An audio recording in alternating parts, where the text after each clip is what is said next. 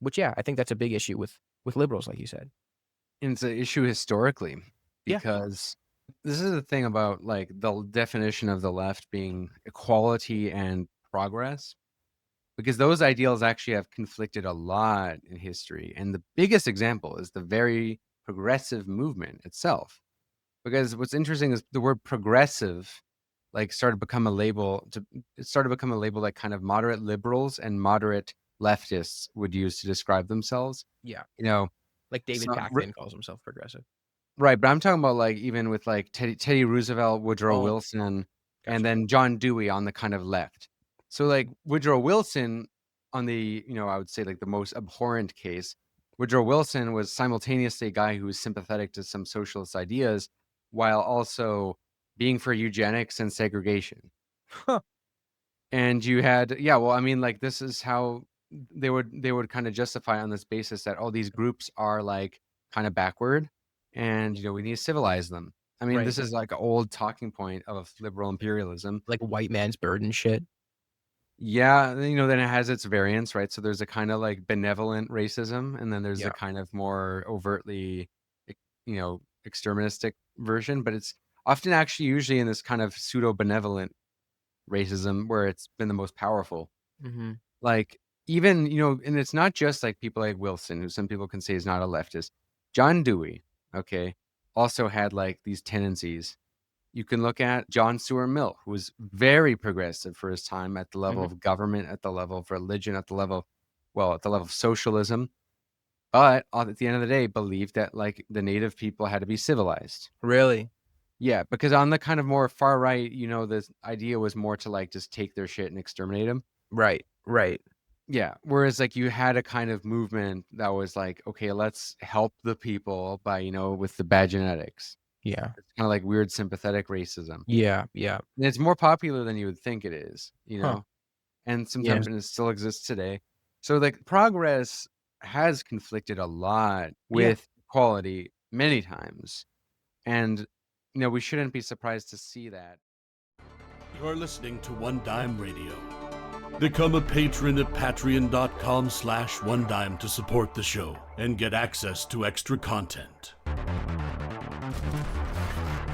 We think that ideology is something blurring, confusing our straight view.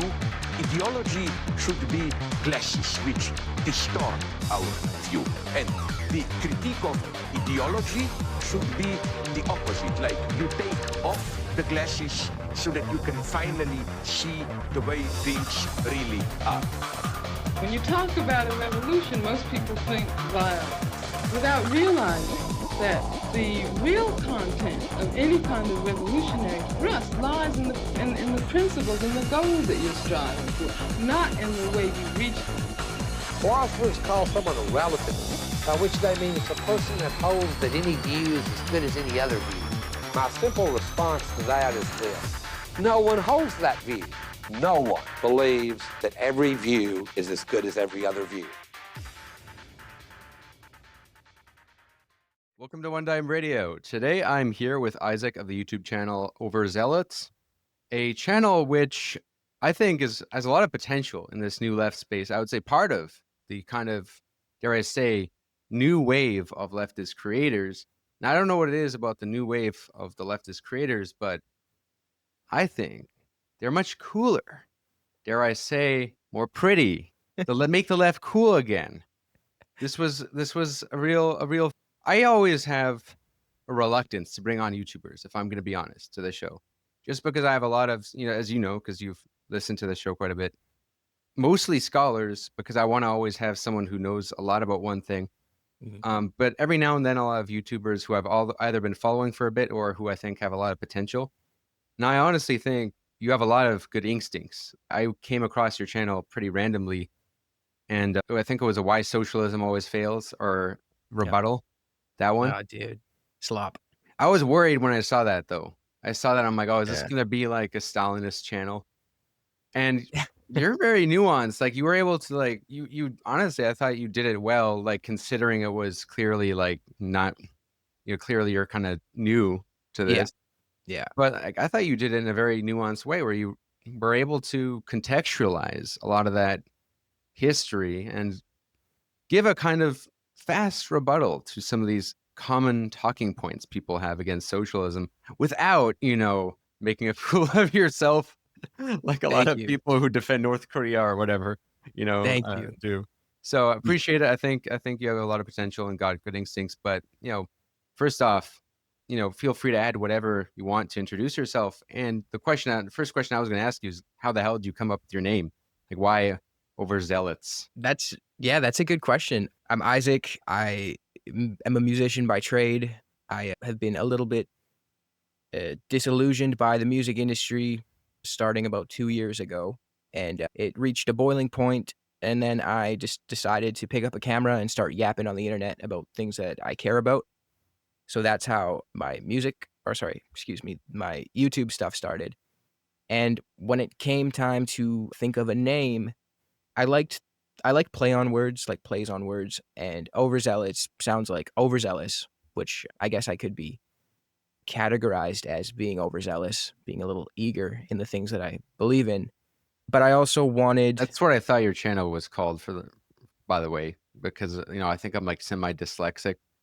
So Same. like, so I wanted, even when I was saying it, I looked extra hard at your name right there to make sure I wasn't screwing it up.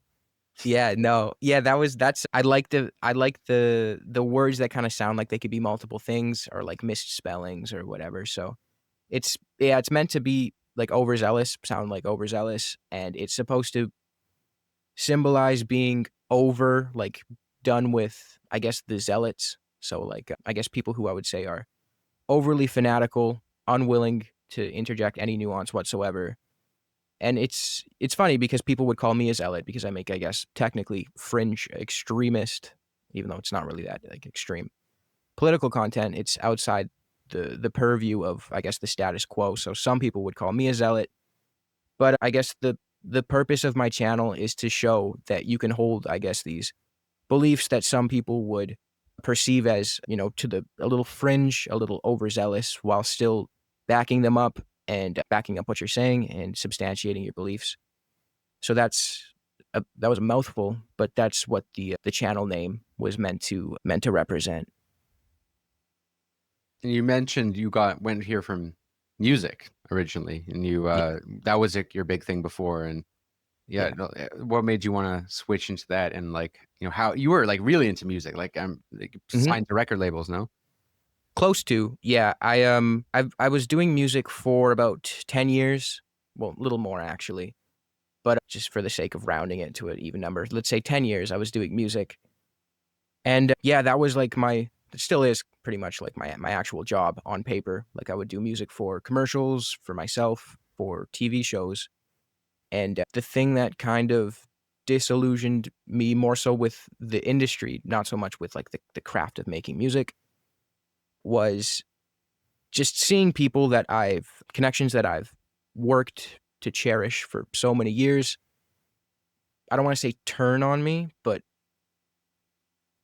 effectively cut ties with me after I made some open political statements that I didn't think were controversial. And like I haven't really said anything about this on any other like public platform, so I guess might as well just do it here. I was in LA during October of 2023 when the October 7th attack happened in Israel. So I was there for the remainder of the month of October, and I just posted like a humanitarian aid link for Gaza on my Instagram story. Super, not a big deal. I didn't think it was a big deal. It's not a big deal. And people who I was out there specifically to meet, and people who I, worked to cherish relationships with in the industry, unfollowed me and canceled the meetings I was supposed to make and didn't really give me a proper reason why. They just all coincidentally no longer were following me and refused to take the meetings. And even one of them sub posted at me on their story and said, "Oh, well, I'll remember the people who speak up for like Gaza, but didn't say anything on October 7th. And I was like, wow, all right. So that's pretty obviously about me. And that is when I became disillusioned with the industry, the industry personnel. And from there, I guess took a bit of a break and just focused on music for fun, for the love of for the passion, I guess. And I started my YouTube channel shortly after, or at least started plotting to create my YouTube channel shortly after that. Damn, it sounds like you got Yeah. blackballed. I mean, I don't want to make it all I- about me or like, I you won't know, put the but words in your mouth, but yeah, but I did feel, and I should mention that there are a lot of people who I'm still on good terms with, music industry personnel, who are very nice people and genuinely have like good hearts and are on the right side of this, right? So my manager being one of them, who I still work very close with, and you know, other people from other labels who I know who are good people. So it's not all of them, but it was enough for me to take a step back and rethink whether or not I wanted to intermingle too much with the higher ups in that specific industry. Mm-hmm. Yeah, no, it was refreshing to see that you had been a channel that started this quite recently, and as you say in your own content, kind of we're always political, but got into, I guess, what you could call, I guess, far left in today's Overton window Yeah. politics. You have a certain, I mean, I think actually your channel's name is kind of deceiving. I mean, you're not that zealous for a far left YouTuber. Thank you. Like, I think people, when they get into the far left politics, especially in the likes of Twitter, they feel like they have to be, a Marxist Leninist or a anarchist. They have to choose that, or they're like a sock dem, quote unquote, Right. which also is a phenomenon that's been totally dehistoricized. Like, the social, like a sock dem today is just like a liberal. Back in the day, the Social Democrats just were socialists. I mean, that was they were used interchangeably. But yeah, it's just this weird kind of campism, and people feel like they need to find an identity. Whereas I didn't quite get that. I thought that you seem like a free thinker in your content, but ultimately, you said it was October 7th that made you want to speak on it. Like, when did you really get, I guess you could say, into this kind of politics in terms of interest and learning and all that? And also, I have to ask this. I mean, this is probably the audience won't care, but I care. I mean, which, I don't want to say political rappers, but conscious rappers do you fuck with the most? For me, it's Lupe. For me, it's Lupe. Lupe? Yeah, Lupe is my favorite rapper, period. Well, he's one of the GOATs for sure. I'm a big, I mean, I sound like the most basic white boy ever, but I'm a big Kendrick fan. I really love Kendrick. For a little more extreme, I guess, left, because I wouldn't really consider Kendrick like a leftist rapper. He's more, maybe like a liberal. Dead Prez is dope. Dead Prez is great. Well, Tupac, and I want to compliment you again on your Tupac video, because that's an incredible video, and I think you did his politics justice in that. So Pac is one of them for sure. Nas, another one. I like JPEG Mafia a lot too, because I do think for the most part his politics are cool. I don't know if you're familiar with. I am, yeah. Okay. I think he's cool. I never got that deep into his music, but I know I have a lot of friends who actually went to his show in Toronto. Yeah. I like him because he produces and mixes and masters all of his music, and I produce and mix and master all of my music, and we have leftist politics, so that's why I kind of have an affinity for him. But overall, Mac Miller was he's not really a political rapper really, but I'm a big fan of him. I got swim tattooed on my wrist when he died, because he was. I love Mac Miller, man. Yeah. I was legitimately really sad when he died. Oh, bro, I was fucked up. I was crying. I was living in Toronto when he died. And I had family members phoning me to check in on me as if I lost a personal friend or something. Yeah. Shout out my friend Alex, the biggest Mac Miller fan, and would make remixes of Mac Miller music. Damn. On his channel. Shout out Alex. Yeah. The real one. But yeah, no, so with regard to the into politics, right? Because I mean, it's not even you're getting into political commentary or just even, because you have the video that seems to be blowing up your channel at the moment is the one on quote unquote slop tubers, on people who ultimately are drama YouTubers who only decided to get political largely due to their beefs with other political personalities like Ethan Klein and Asmongold or whatever, Mudahar, that like making videos about Hasan, and then that's made them kind of political because they define themselves in opposition to the guy they really don't like for whatever reason, Yeah. which probably has nothing to do with envy Yeah. at all. Yeah. No, not at all.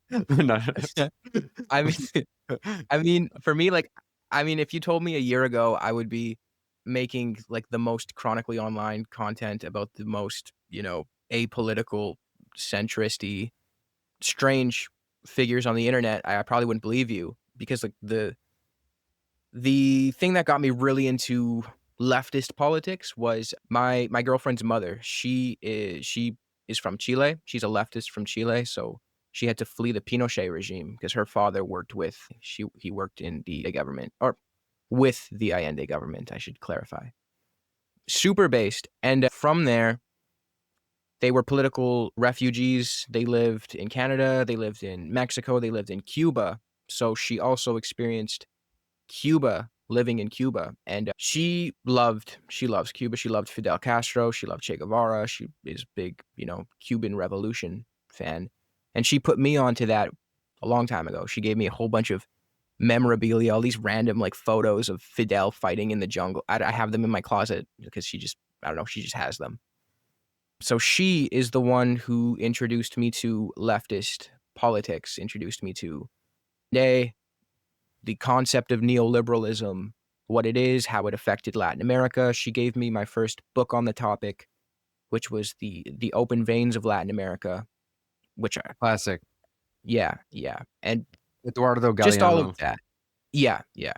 And all of that put together, got me, I guess, just like on an emotional level, like there's someone close to you in your life had to go through all of this suffering just for corporations to make money in their country. So that was like one of the things that really radicalized me.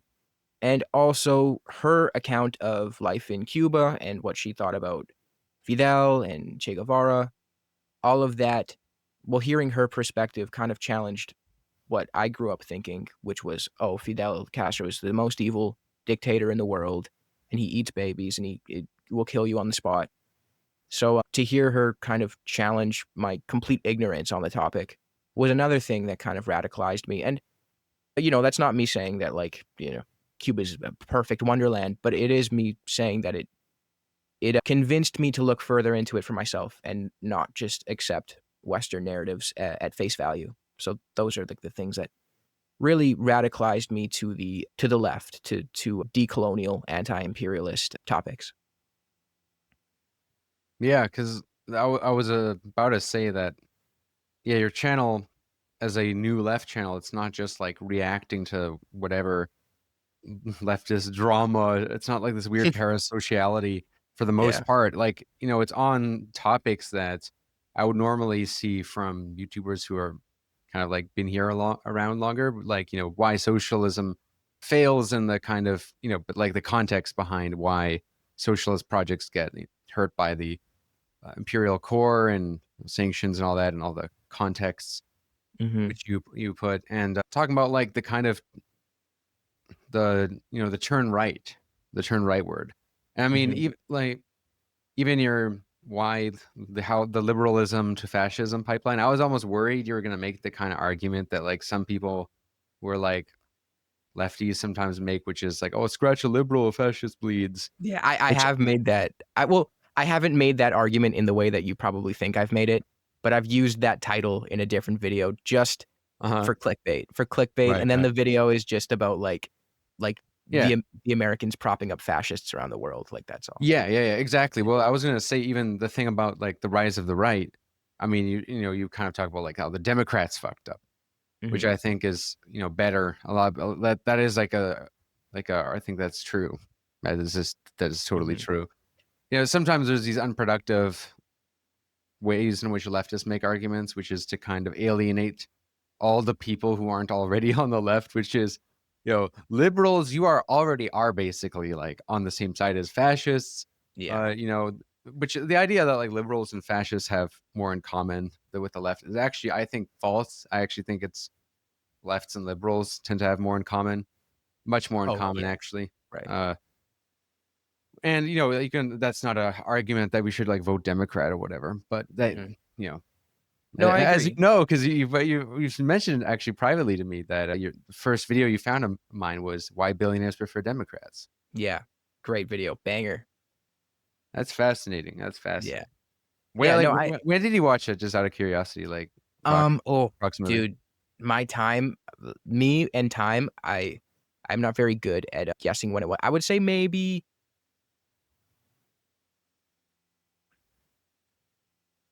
within the last 10 months for sure.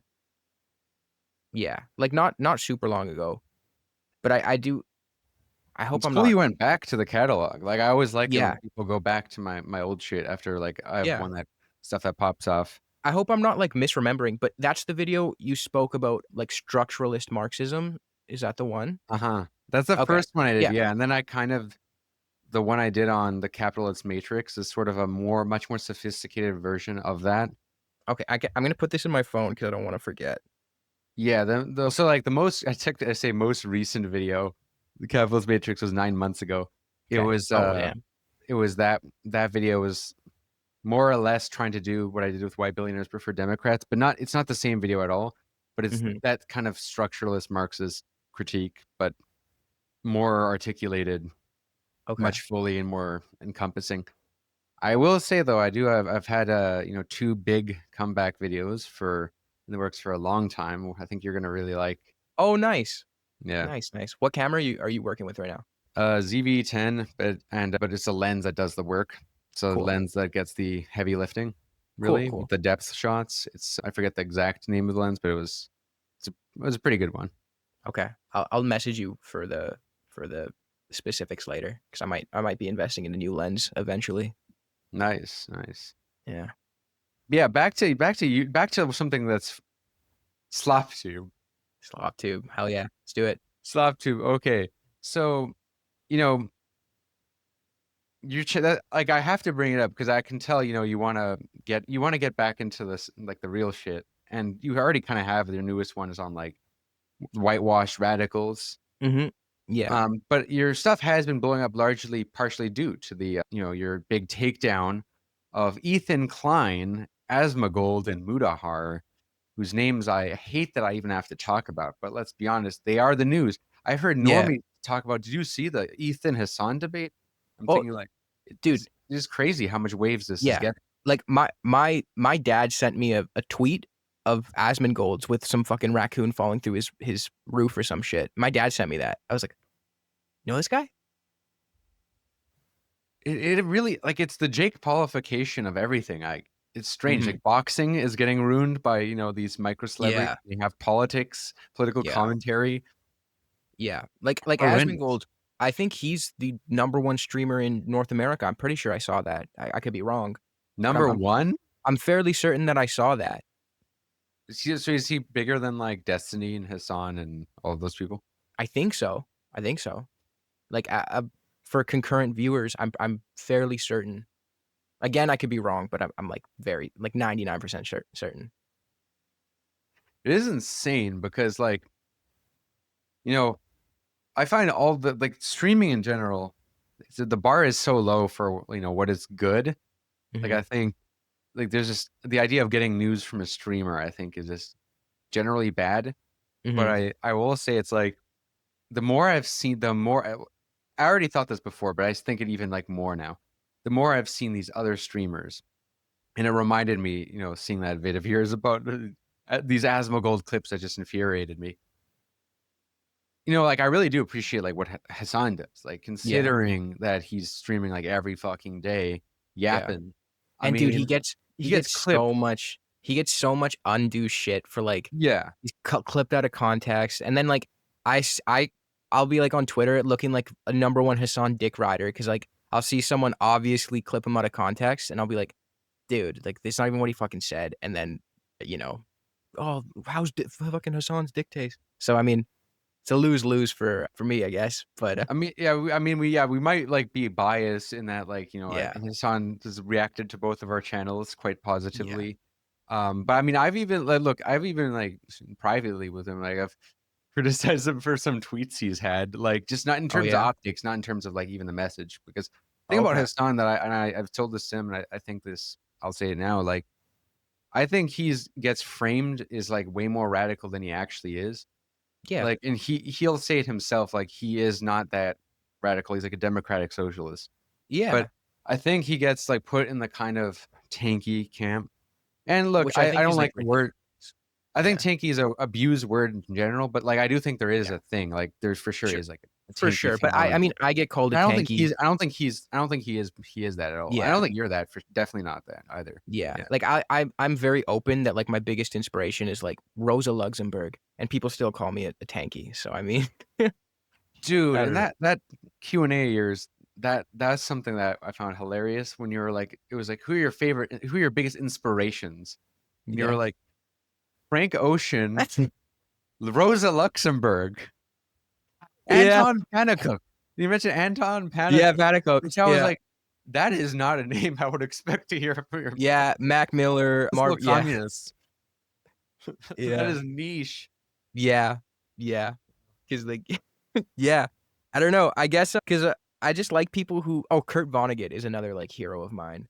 I don't know. I just like people who do cool shit and they blend politics into it, like progressive politics into it. And I really like Rosa Luxemburg because I just agree with what she stood for. Like I agree with her critiques of Lenin. I agree with her praises of Lenin. So like she seems like I'm gonna start telling people that I'm a centrist. I'm not an anarchist and I'm not an ML. I'm a centrist. I'm in between those two. Centrist Marxist. Yeah. Or centrist socialist, centrist. Yeah. Well, you know what? You'll definitely like Kotsky. Oh You'll yeah, like Kotsky, yeah. a lot. Yeah. Kotsky is really based. Karl Kotsky is extremely based. I think he's one of the most underrated. Mm-hmm. And yeah, I mean, it's crazy to say underrated. Back in the day, prior to his kind of fallout with Lenin, he ultimately was considered the Pope of Marxism for a very long time. Like, and think about like the reason why a lot of people say Kotsky, because there's this kind of, I don't know, like mind-numbing campism that sometimes people get sucked in. They like role play, so when they get in, they like convince they're a Marxist-Leninist, they'll regurgitate talking points they heard. So they'll see like Lenin's diss tracks on Kotsky and not really realize that like Lenin actually very much still respected Kotsky even then. And back in like What Is to Be Done, he like admits that like a lot of his ideas are borrowed from Kotsky, and he uses Kotsky to like legitimize his own ideas. Yeah. Like the whole party building stuff. Yeah. Kotsky's not exactly like a vanguardist, but he is a defender of the party. He is a defender of like the party. I feel like I've heard you talk about Kotsky. Was it with Second Thought? I watched that interview. Because Second Thought kind of like JT of Second Thought out of nowhere was like, oh yeah, doesn't he suck too? Because he's probably heard that from like I don't know, he got read like State and Revolution and thought negatively. But a lot of people, what people think Kotsky is, like what MLs think Kotsky is what Bernstein is. Edward Bernstein. Yeah, and that's the one who Rosa Luxemburg. Rosa, she wrote that diss track. She had the fire pen for. Yeah. Yeah. And like a lot of people don't know this, but like the even bigger beef was actually between Kotsky and Bernstein. That was before that. Yeah. So the original like revisionism debate, I don't really care for the concept of revisionism, to be honest, but like it did kind of matter back then because it was over like very huge stuff. Yeah, like reform. Yeah, and also just like, you know, what is socialism like at all? Yeah. I mean, it's pretty big. Like Bernstein became like a Zionist, you know, kind of like a socialist Zionist, whereas Kotsky always rejected Zionism, and so did most communists. I mean, like really the communist social democrat split comes out of that largely. Yeah. Like where the terms emerge in the first place. But yeah, it's like Bernstein and Kotsky, that's like the OG sort of beef that set it apart. And like Kotsky, he was like to the end, ultimately, I think like really the closest to what Marx believed. Yeah, you think ultimately, like democratic. So he was, you could say though, maybe that Marx might have been actually more libertarian. Okay. Than both Kotsky and Lenin. And that Kotsky is like kind of, at the end of the day, like he believes in a party. He's not for a vanguard party. And the only reason why Lenin is because like mass parties were impossible in Russia because parties were basically illegal when he was writing Was to Be Done.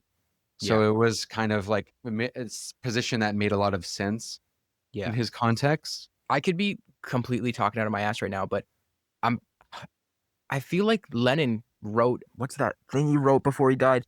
The Better, fewer, renegade but Trotsky. no, just when he was criticizing what came of his project. Oh. Better, fewer, but better, Yeah, bigger. yeah. Am I talking out of my Yeah. ass right now? No, but I mentioned this quite a bit. Like better, fewer, but better. Yeah. Right. He came to terms with like the certain shortcomings in his project, right? Like it's, Yeah. I mean, like Well, I I mean, don't, with the Soviet Union for sure. Like, I mean, he yeah, basically said the Soviet Union, is ours. guys like the state is fucked. Yeah. He basically said like Yeah. I mean, he thought the state actually was, just as repressive, if not more, that Yeah. was created, That's the new gross. one. Doesn't mean it was the same. It was ultimately like a huge progression, but I mean, Yeah. actually, in many ways, actually was more repressive in that, like, the first Secret Service ever, you could say, actually was really the Turks first, but like even before the CIA is the Cheka. Yeah. You don't quite realize that, like, they want to kind of also justify it, like it's part of the, it's all part of the context. But the thing is, it's also the ideology, Mm-hmm. and not all of it was necessary. That's the niche bit.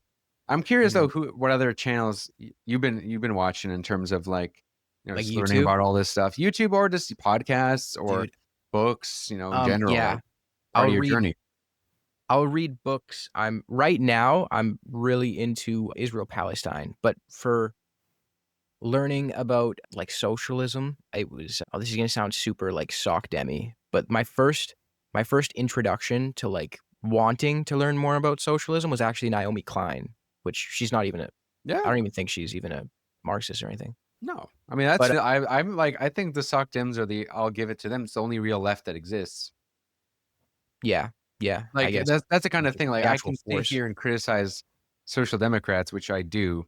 Yeah. But at the end of the day, there is no like, Yeah. You can act like there's something more radical, but there isn't really at the level of politics. Yeah. And They're like just I kind of reject the whole, you know, social democrats are like are the, fascists or whatever, or the moderate wing of fascism or whatever. I think that was what, Stalin who said that? Yeah, and he rejected that too after. Yeah. In So World like, War II, as soon as the Nazis invaded, he was like, "Oh no, Yeah. actually, no." yeah. Changed their mind. So And like, made all. yeah, and like I don't know, there's a lot of social democrats who I think are genuinely like great people. I just think, they kind of lack like the more materialist view of things, which obviously comes more with Marxism. But another big influence of mine was Chomsky, even though he's not even really a Marxist. Chomsky was a big one. Yeah. Chomsky's based. Yeah. I do Yeah. think Chomsky's based as well. Yanis Varoufakis is a really cool guy in my opinion. I know you've interviewed him. I think you've interviewed him. Yeah, I've interviewed him. Yeah, Yeah. I really like Yanis. Yanis is Rosa.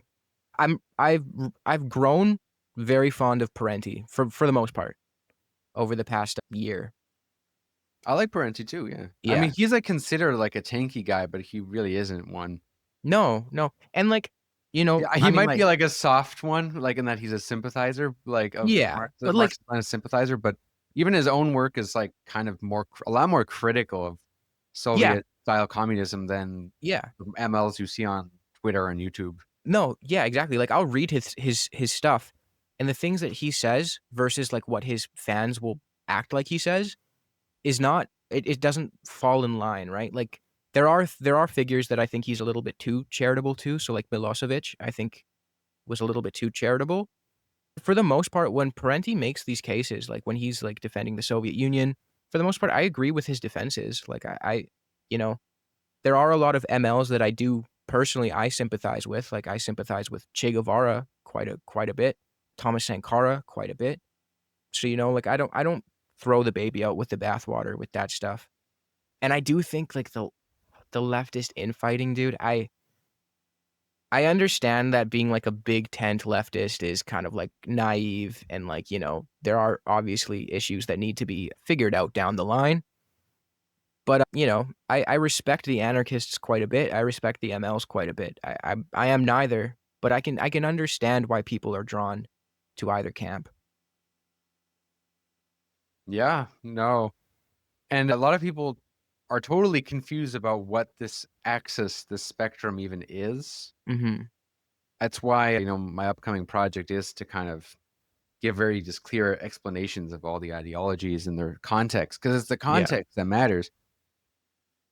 I don't know. Look, man, Marxism, Leninism, it's the kind of thing I get the appeal of it because I think it's an aesthetic and a reaction against a lot of like, I'll just say like libtard stuff. Like that's the thing. I don't even think there's problem is I actually think social democracy, old school social democracy is super based.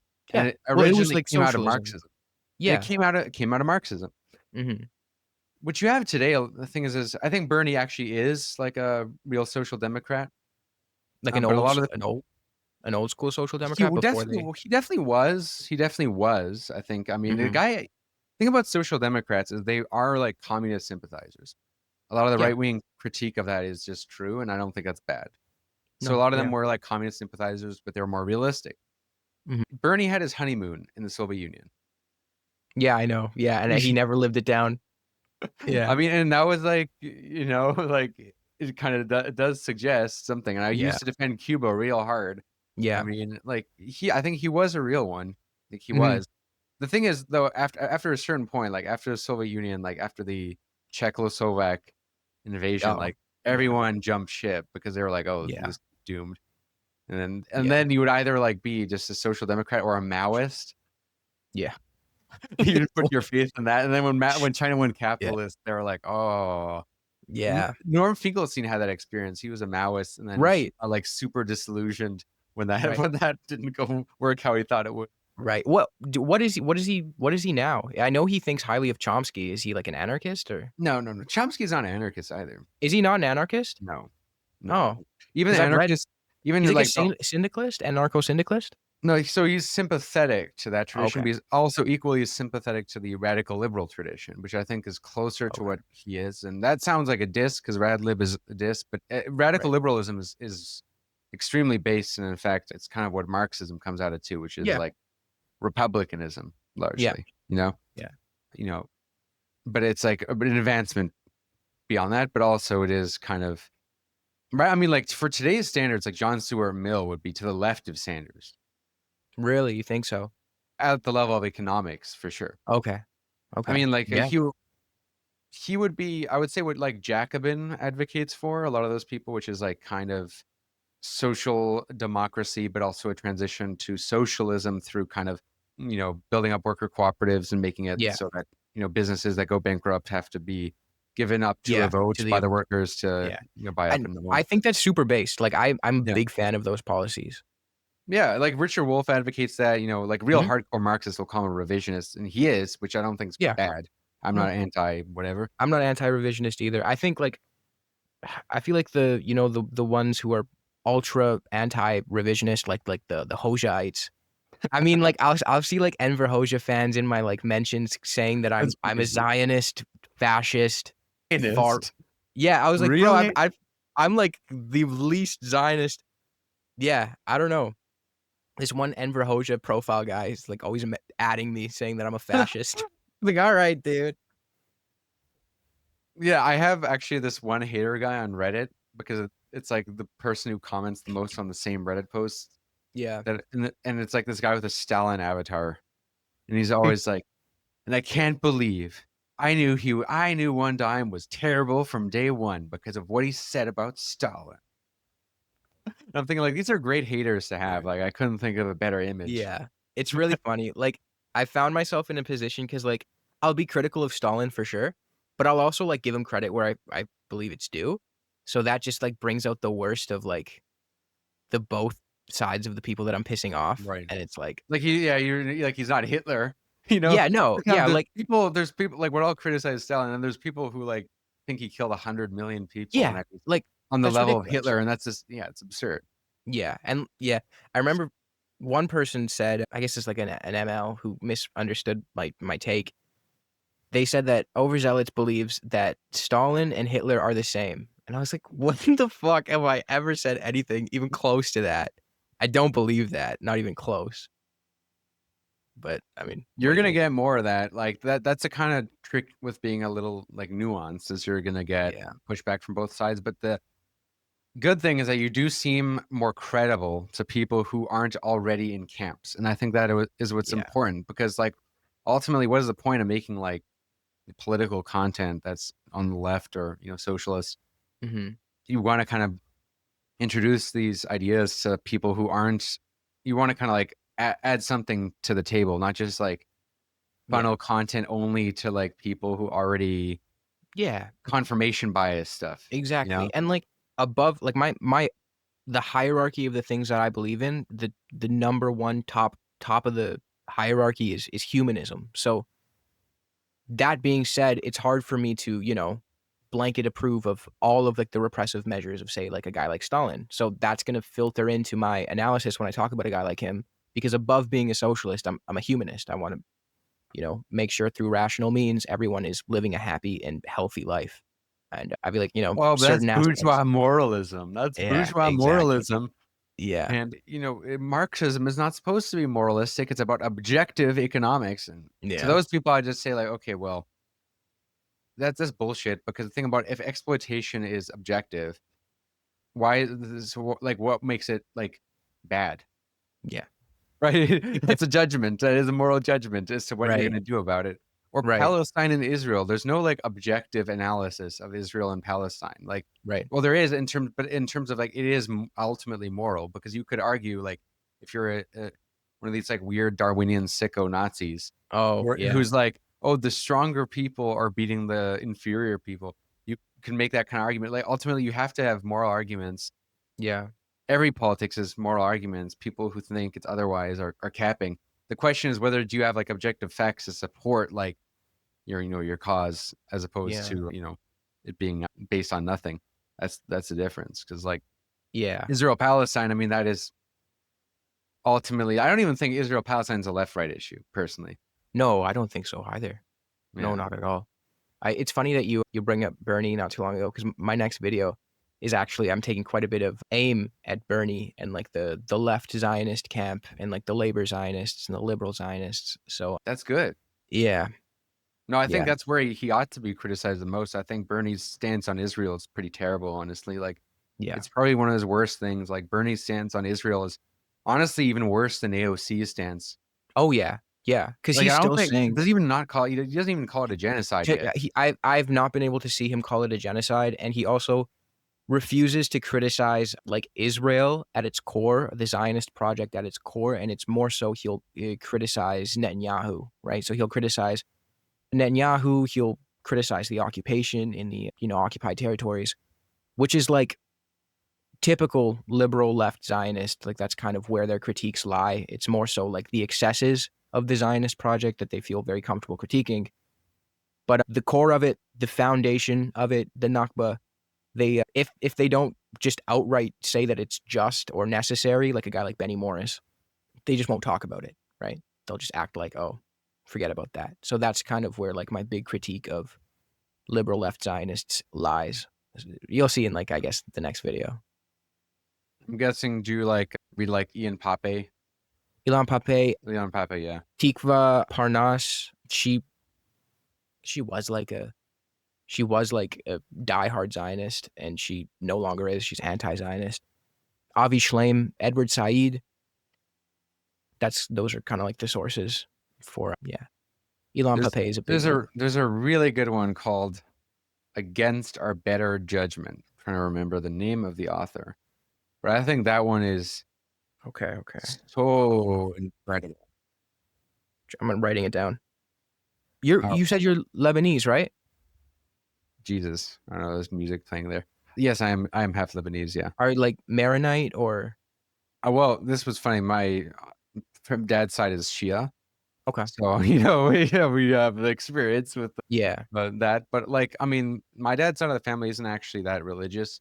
Like, they are Shia culturally, but like Yeah. they're not really religious. They're kind of, I call it the defeated tankies. Yeah. So there's like this culture. It's hard to explain it. There's a type of Arab, and it's actually, you find a lot of these people in Latin America too, which is like people who were communists, but there's not really any movement, and the movement ultimately failed. So they're still like ultimately in their hearts communist, but you know they're ultimately kind of like defeated, understandably. Yeah. So they have this. They're like at most, okay, let's oppose the imperialists. That's kind of what it is. Yeah. Yeah, And I but I get feel it. like That's kind of what that side of the family is. I know yeah, I'm Catholic though. What yeah, am I personally? I don't know. Personally, I'm kind of a Christian yeah. atheist, but Oh, I don't Christian use atheist. yeah, I don't really use labels that hard. Fair. Or you could use a term like deist even. Okay. It's not Okay. exactly the same, but in the way they're colloquially used, we can talk about that later. It's Yeah. complicated. No, the reason I ask is because I don't know if I'm being overly like grouping too many people in to the same thing, but sometimes when I'll talk to people from Lebanon, depending on whether they're Shia or Maronite, they'll have very radically different takes on Palestine. And it depends on the type of Christian. Right. Depends on the type of Maronite. So like there's a lot of Christian Lebanese who are very pro-Palestine, but there's a type of Christians who, were ultimately the privileged group that were propped up by the French when, Yeah. Lebanon is still tied to the French and they have that kind of bias. Sort of like the type of like with Iran, you find Iranians their politics are very much determined by when they immigrated out of Iran. Right. So like when Right. they came after the Shah, they tend to be like super super right wing, almost to the point of being Right. pro-Israel. Yeah. Oh, many that I've experienced are pro-Israel.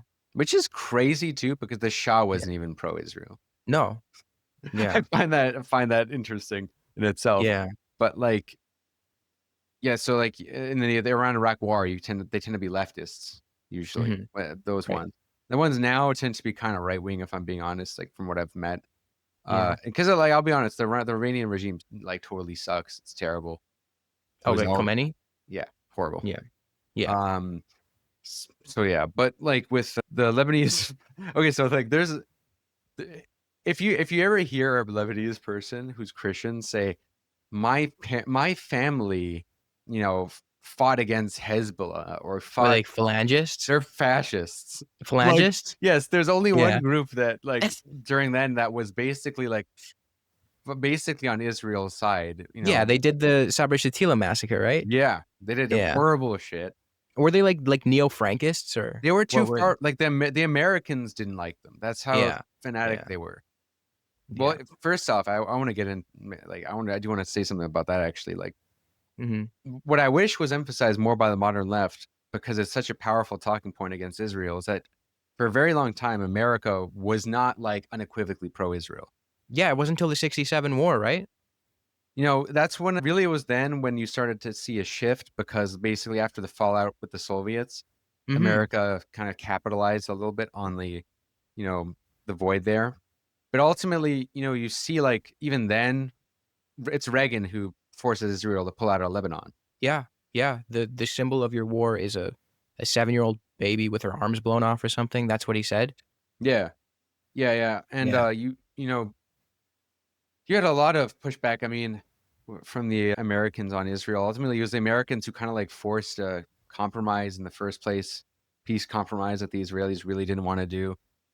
Like for a very long time, the PLO, there used to be like a saying of one of the PLO that like the Americans are our only friend in the West, which is like kind of crazy to think about, considering America is now like the biggest sponsor of the genocide outside of Israel. But like, America, just this idea of the unbreakable alliance, that this narrative that, the Republican Party and the Democrats kind of prop up, and they say, even if they give like a light critique of Israel, they have to say, we stand with Israel. It's just, it's saying that is so new. And what I don't like is when some leftists kind of like act as if that was always the case, like act like America backs Israel because it itself was a settler colonial power, even though that's a very different historical context. It's just not really the case. I mean, the biggest backer of Israel in its foundation, in terms of military, right? well, yeah, at Soviet Union, yeah, because that's where the arms came through Czechoslovakia. Yeah, all the arms came through Czechoslovakia. I mean, the Nakba wouldn't have happened if it wasn't. No, that it was Soviet-governed Czechoslovakia. But even I think it's Norman Finkelstein's book, The Holocaust Industry. He says that prior to 67, the sympathy with Israel was deemed as a communist thing. Like it was right. Like the Americans thought like you were like a commie if you sympathized with Israel. Yeah, they thought Israel like was sus. Because like Israel did call itself a socialist state and was very close to the Soviet Union. I have a part in my next video about like Ben-Gurion's like constructive socialism and how how little it actually was socialism. Yeah, But I would say this, that really was socialism for Jews. really? Yeah, Oh, sorry, what did you say at the end there? for Jewish people. Oh, Like, okay. Okay, yeah. it's like reactionary socialism. I think, Right, like, okay. I mean, it is unironically national socialism. Like, That's so what I was gonna so say, like yeah. the thing about Yeah. like Hitler is like, I hate to make this comparison because that's a very controversial comparison. That's not just, I'm not saying Israel is Nazi Germany. I do think though, if there Good was amount of similarities. in terms of like who's done the most terrible shit, I mean, Yeah, they do seem to be repeating history a little bit, but like then yeah. Hitler ultimately said, we're gonna do like socialism for the Aryan race and Volk, but Right. Hitler was like 10 times more hyper-capitalist than even Mussolini was in terms of his economics, were probably like unprecedentedly capitalist at the level of, wage suppression and like just the brutal ways they made people work, like Yeah, insane shit. Israel, I mean, they had the kibbutz, so it really was like almost like communist in some yeah. aspects, but for Jewish people, like, Right. and on Palestinian land.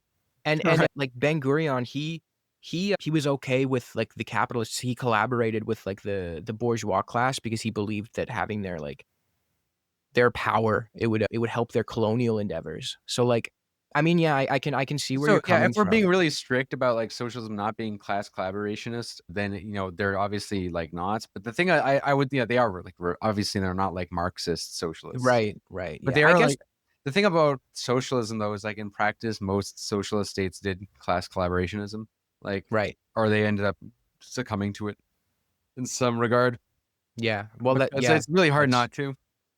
that's really, yeah, that's But it's interesting really too. the ethno nationalism, because like most people in the communist movement saw Zionism as fundamentally like backward, Right. Yeah. like including Right. Jewish thinkers, like Right. Kautsky.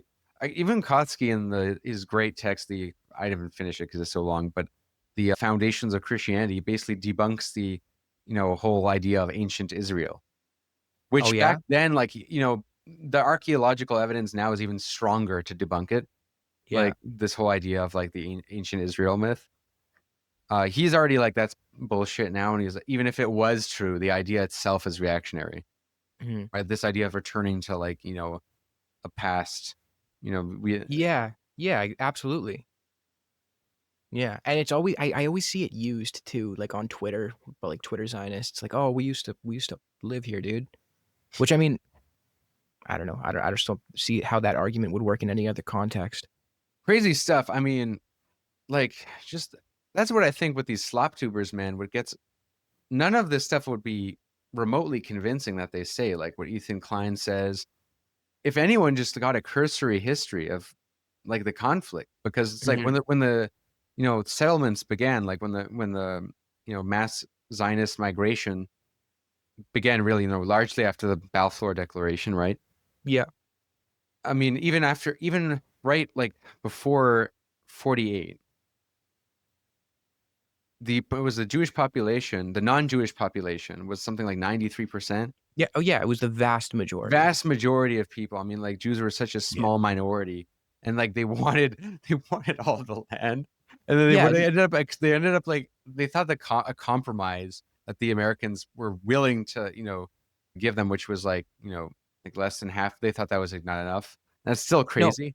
yeah, like the UN, the UN General Assembly 181 resolution allotted them like, I think it was like 55% of the It was land. half. It was over half. Yeah. Yeah, and they made up of, the minority. But prior to that, also like the economic disenfranchisement that was pushed onto like the native Palestinian population through like the Histadrut, the federation of like unions. They would like exclude Arab labor, they would ban Yeah. Palestinian products from the market. So like leading up to it, you have all of this resentment of economic stratification and subjugation onto the native population, and then you accept that, or you expect them to jump at a partition that allots them the minority of the land, even though they make up the vast majority, and then you shame them for not wanting to accept that proposal.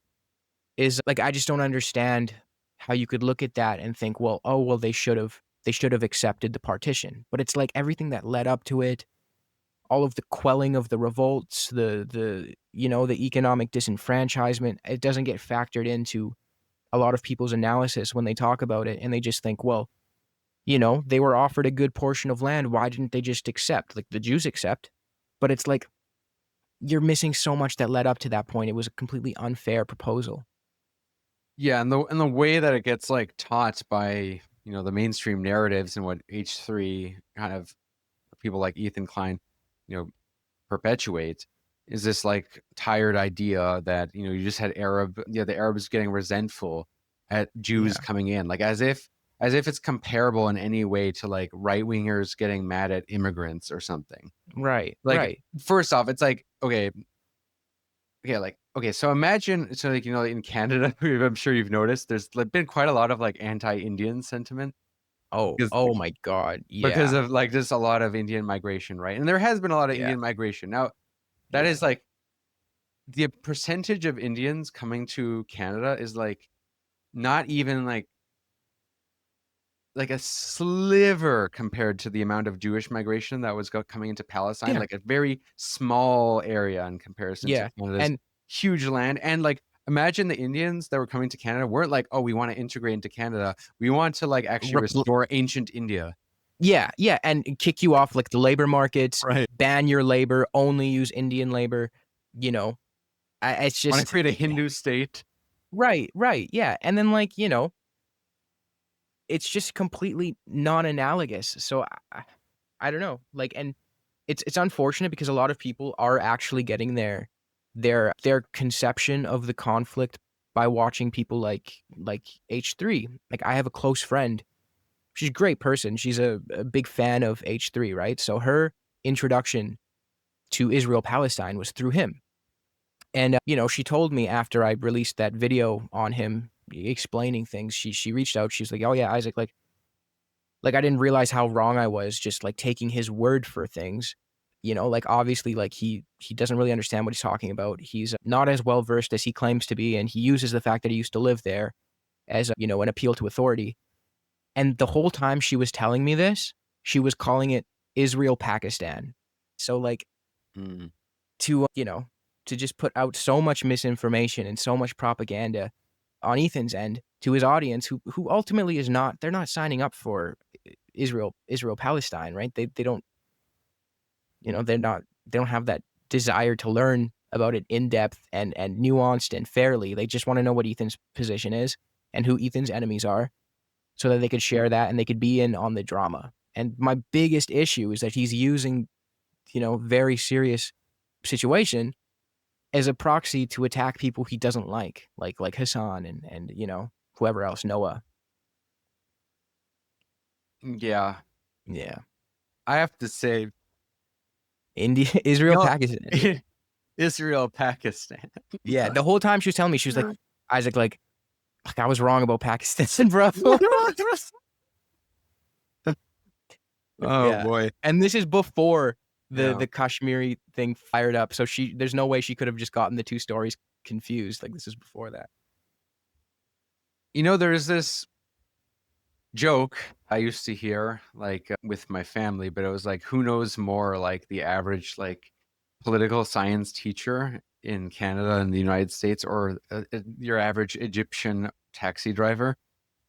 And it's like any third world taxi driver, really, like from Africa especially, like Africans are really like they know their shit on this.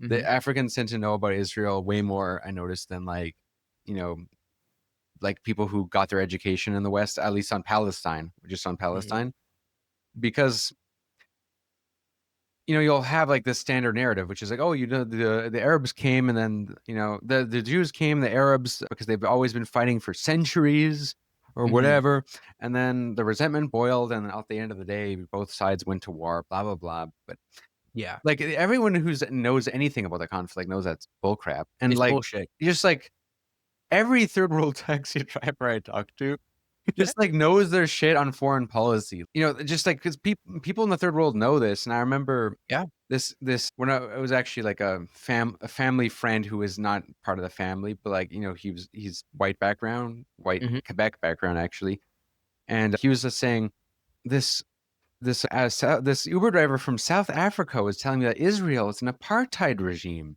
How is this really true? Oh man. It's like, yeah, dude. Like, do you look at how Africa votes on Israel? Like Yeah, how African exactly. countries vote. They do not fuck with Israel. Yeah. Yeah. And I mean, it's for a reason. Anyone who's been anyone who's they should just know their shit, but especially countries who've been colonized are gonna, except India. Like India, I don't understand what is going on. I think there's just a lot of That's anti-Muslim. it's the Pakistan Yeah. stuff, the anti-Muslim stuff kind of boils into that. Yeah. And I think a lot of internalized white supremacy, to be honest. It's Yeah. really bad with India, honestly. Like I see a lot of Indians internalize racism, in a really weird way. Yeah, my one of my best friends, he's Indian. I see it with him too. Like he'll make jokes, be like, "Do I look too Indian?" I'm like, "Bro, shut the fuck up, dude. Like, you look normal. You look good." So there is I think a lot of internalized stuff there, which is sad, and you don't want people to fucking feel like that about themselves. It's why nationalism can't. Well, in some nationalism in some cases can be really based, and racialism is stupid. Yeah. Like, the countries that are more nationalistic, at least, especially when they're developing, tend to not have that internalized white supremacy. If you look at China, you look at Japan, had learned its lesson a little bit. But, Korea, okay, the people, Koreans tend to be proud to be, I don't know, they get a little too many nose jobs, but, right, yeah. they're weird.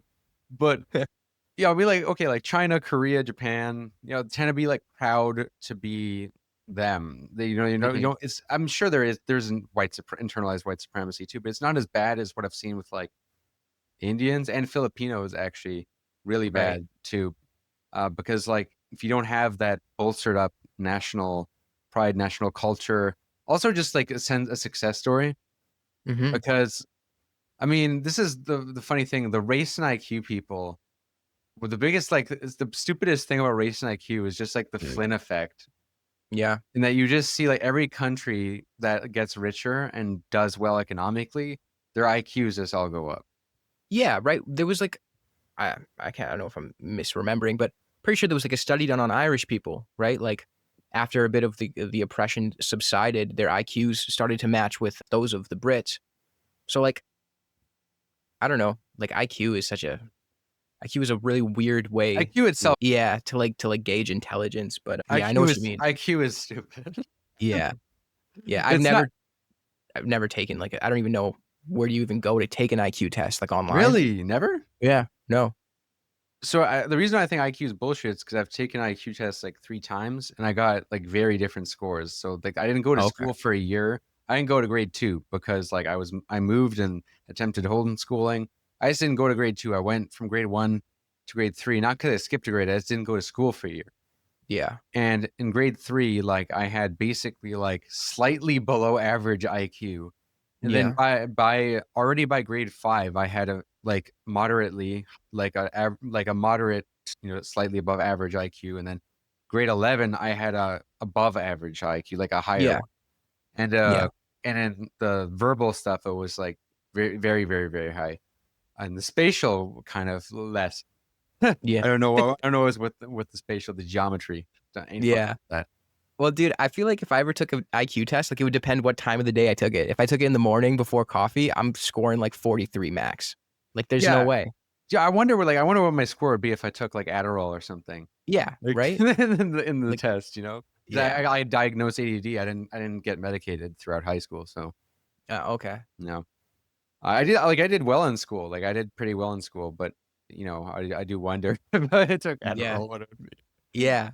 But yeah, because that's why it's bullshit. I mean, that shit. Don't even get me started on the race and IQ people are stupid. But you see this with the modern right on Israel. It's really odd because it sometimes you have the right wing infighting is sometimes so hilarious to watch because you get you have the anti-Semitic people, right? Yeah, Nick Fuentes. Yeah, the Nazi adjacent types. Yeah. And then they'll be very anti-Semitic. Then you'll have the people who will be no, we should be. They're philo-Semitic, the opposite. Mm-hmm. They're no, we should support the Jews because they're above. They're high IQ. They're superior people, we should back them. Yeah, that It's like, always and then they'll defend the occupation on the basis of like a superior race dominating inferior race, and it's like, yeah. how do you square that with the Holocaust exactly? Like, this is Yeah. really bad logic to use It's horrible. It's horrible. in any Yeah. scenario. The Philo-Semites are like very funny to me. Like I don't know if you remember a little while ago when like Joe Rogan was like, I don't know what he was saying, but he was like, yeah, they're really good with money, man. And I'm like, dude. So dumb, bro. But Really good yeah, with money. I think Trump said something like that once. Maybe I'm wrong. Don't quote me. Yeah, well, Trump does say, my favorite Trump. Oh my God, this is just such a funny moment when Trump was like speaking at, I think, at APAC conference. He Yeah. said, "I don't like you, you don't like me, but I know what you like. You like money. And No, under me, Chad, you're bro. gonna make a lot more money than you're gonna make with Hillary." No way, bro. He's Or so Biden. I think it funny. was a Biden. I forget when this was, but he did say something Yeah. like that. That's the one thing about Trump. Like, it's hard for me to like fully hate the guy because he's just so funny. Like, he's a hilarious is. dude. Yeah, he's a hilarious dude. He is, and like, there's something to be said about people who can be funny and kind of, dare I say, cool, right? Yeah. And that goes a long way. I think, like, sometimes people overthink candidates. I think cringe is a big part of it. And what Bro, cringe, a big Pokemon part go of, to the polls. Pokemon go yeah, to the polls, dude. or Fuck no. AOC versus Bernie. Like, so, like, I think, like, people often attribute the difference between AOC and Bernie to sexism. I actually don't think that is really what's going on, because if you look at, there's a lot of like female leaders that are popular with the right. You got like Maloney, right? You got Thatcher in Britain back in the day. It's the thing about AOC, right? Is she has the same politics as Bernie, sometimes better, sometimes better. worse. On Palestine, she's better. Yeah. Sorry, She's better on Palestine, yeah. But like, the thing about AOC is she just is cringeworthy at times. In terms of, I mean, what I mean by cringeworthy is there's a kind of lack of self-awareness sometimes in how she comes across. Like, the hand waving, like, Oh, okay. all Yeah, the yeah, kind of yeah. weird mannerisms, the very Yeah. preachy mannerisms. Whereas if you can like own somebody, it's better than if you feel like you're lecturing somebody. Yeah, yeah. It's much better when you see, like, if Norm Finkelstein debated Destiny and he went and did this, like, was just like how Cenk Uygur was with Ben Shapiro, if you remember back in the day. Cenk Uygur would have this thing where he would get overly heated.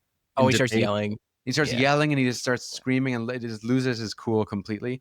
Bro, he still does that. Still does that, yeah. Whereas that's another example of someone who, sometimes has good politics, but is very cringe. Yeah, yeah. But like, yeah, Finkelstein, I mean, he just like, just dog walked. Bro, he's such dog walked him.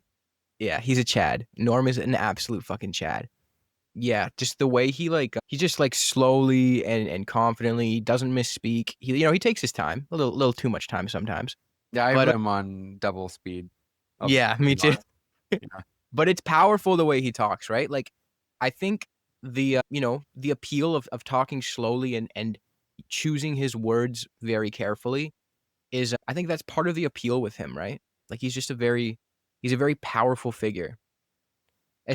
I don't know if you ever seen him talk about like the fascism to gooning or gooning to fascism thing. Have you ever seen that? No. Wait, gooning? Like gooning as in like watching porn? Yeah, bro. It's probably the funniest clip I think I've ever seen in my life. I'll send it to you. What's this? I'll send it to you. He's like talking to some guy and he's like connecting the lines or the dots between like gooning and accepting like a fascist ideology or something. It's a hilarious. If you watch it without knowing where it's gonna lead, it's so much better because it's such a funny video. I'll send it to you. Interesting. Yeah, it's hilarious, dude. I love him so much. Well, yeah, I mean, I do like just that, it's ultimately, yes, you said power. He's a powerful dude, and power ultimately talks. Like, you do need power to combat power. Yeah. Surprise, right? Like, surprise. Yeah, and he lends his voice to the powerless, like nonstop, which is, that's why I say I look up to a guy like that. And he very much rejects the whole victim stuff. And I think he was totally spot on when he said when the left was using kind of victim Olympics sometimes, and like saying, oh, we need to be careful what we say, the vulnerable, blah, blah, blah. That can backfire because of, the way pro-Israel people use that. Right. Totally true. And I liked how that moment when he just owned that student who was crying, saying, "Oh, bro, but the anti-Semitism, like to kind of use that. My late mother. Yeah, that one. He said, save your crocodile tears. Yeah. I sound like Peterson when I did that. Yeah, no, dude, they sound kind of similar. Like I always say like Finkelstein is like based Peterson. You know what? That is I haven't thought about that, but that's kind of true in many ways, actually. Yeah. Yeah. We need a leftist Trump. I've been saying that since like 2016. Yeah. Leftist Trump. What are your thoughts on the people who say that Bernie is like the answer to leftist Trump because they're both populist? What do you say to people like that? I mean, since like 2016, I was always saying Bernie was too soft. Yeah. Yeah, Bernie was too soft. He didn't have the dog in him, as we say, in Canada. I don't know if it's a saying in America too, but like he's ain't got the dog in him. And I think the issue with Bernie is like he was on paper really the perfect candidate. I mean, he just had no scandals. But the issue is he just didn't have that Machiavellian cruelty in him, which you do need to be successful as a politician. Every successful leader, even the good ones, have a bit of that in them. You have to. It's like, as Machiavelli even has a quote, which is like, be prepared to be bad, even if you're good. Yeah. Right. Yeah. Something along those lines. Yeah, and then I guess you'll look at like the guys who didn't have, like, what would you say, like Allende had that in him? No. And that's like probably a reason why things ended so poorly. Yeah, so I always find it weird that Marxists, Leninists use the Allende case to say democratic socialism can't work, because it's not like they wouldn't have couped if it was one party state. Right. The issue is that, like, if you have, what would America do after there would be a coup attempt? I mean, look, there was like the closest thing America's had to coup attempt any time in recent history was that like pathetic shit show that was Jan 6th, that, and what Biden like did take measures against the right-wing extremism after that. Like, the FBI now put like all these right-wing groups on lists. You had like the FBI arresting a bunch of people. I mean, what did Lula do after that? Also, like, Brazilian January 6th after Bolsonaro lost, he locked a bunch of them up. Right. Now, I mean, that's not all that, like, and that's after a pathetic coup attempt. Thing about Allende, I'm sure you know about this, but like before like the coup, there was a former coup attempt before. Yeah. And that should have been like, he should have purged a large section of the military. Yeah. He trusts that. The democratic state can do that. Like, that is not only a dictatorship. Like, I mean, you can say that's for defending democracy, in fact. Well, even in his final speech, like while the palace was being bombed, he said that like the military like betrayed his trust or something. But like, why? It's just, why would you trust? Why would you? Yeah, like because even before he was in power, like there were so many forces trying to prevent him. Like, I think Chile was the country that the Alliance for Progress from the Americans, they sent the most amount of money trying to make sure that Chile wouldn't go communist. So like, I don't know. I'm not like talking shit about him because he's like ultimately like someone I look up to a lot and I think very highly of. But like, it's just so sad how he had so much faith in, I guess, like humanity, that people would be able to see his vision and see that he was trying to do what was best. And, it's just terrible that it ended up the way it did. No, and I think the planning is the most fascinating of the ideas, like the democratic, decentralized approach to planning. Like the cybernetics, like Cybersyn. Oh, Cybersyn. Dude. Yeah. I know like a lot of people will say that like, oh, well, look, Cybersyn is like proof that it can work. But like, it wasn't fully. It wasn't fully up. No, I don't think anyone says proof it can work. Some people say that like Walmart and Amazon is proof it can work, which I also think isn't proof either. But like Yeah. I guess like the point is like at the end of the day, a transition to socialism is going to look like a mixture of social democracy and a mixture of the socialist policies we know do work and experimentations with ones that like we Yeah. think might work, but we got to try on like a scale before knowing. Yeah. Like no complete planned economy. You know what I mean? Like Yeah, right. Yeah, yeah. like Cybersyn, that was done with like a network of old telex machines, and like, you know, it was working well.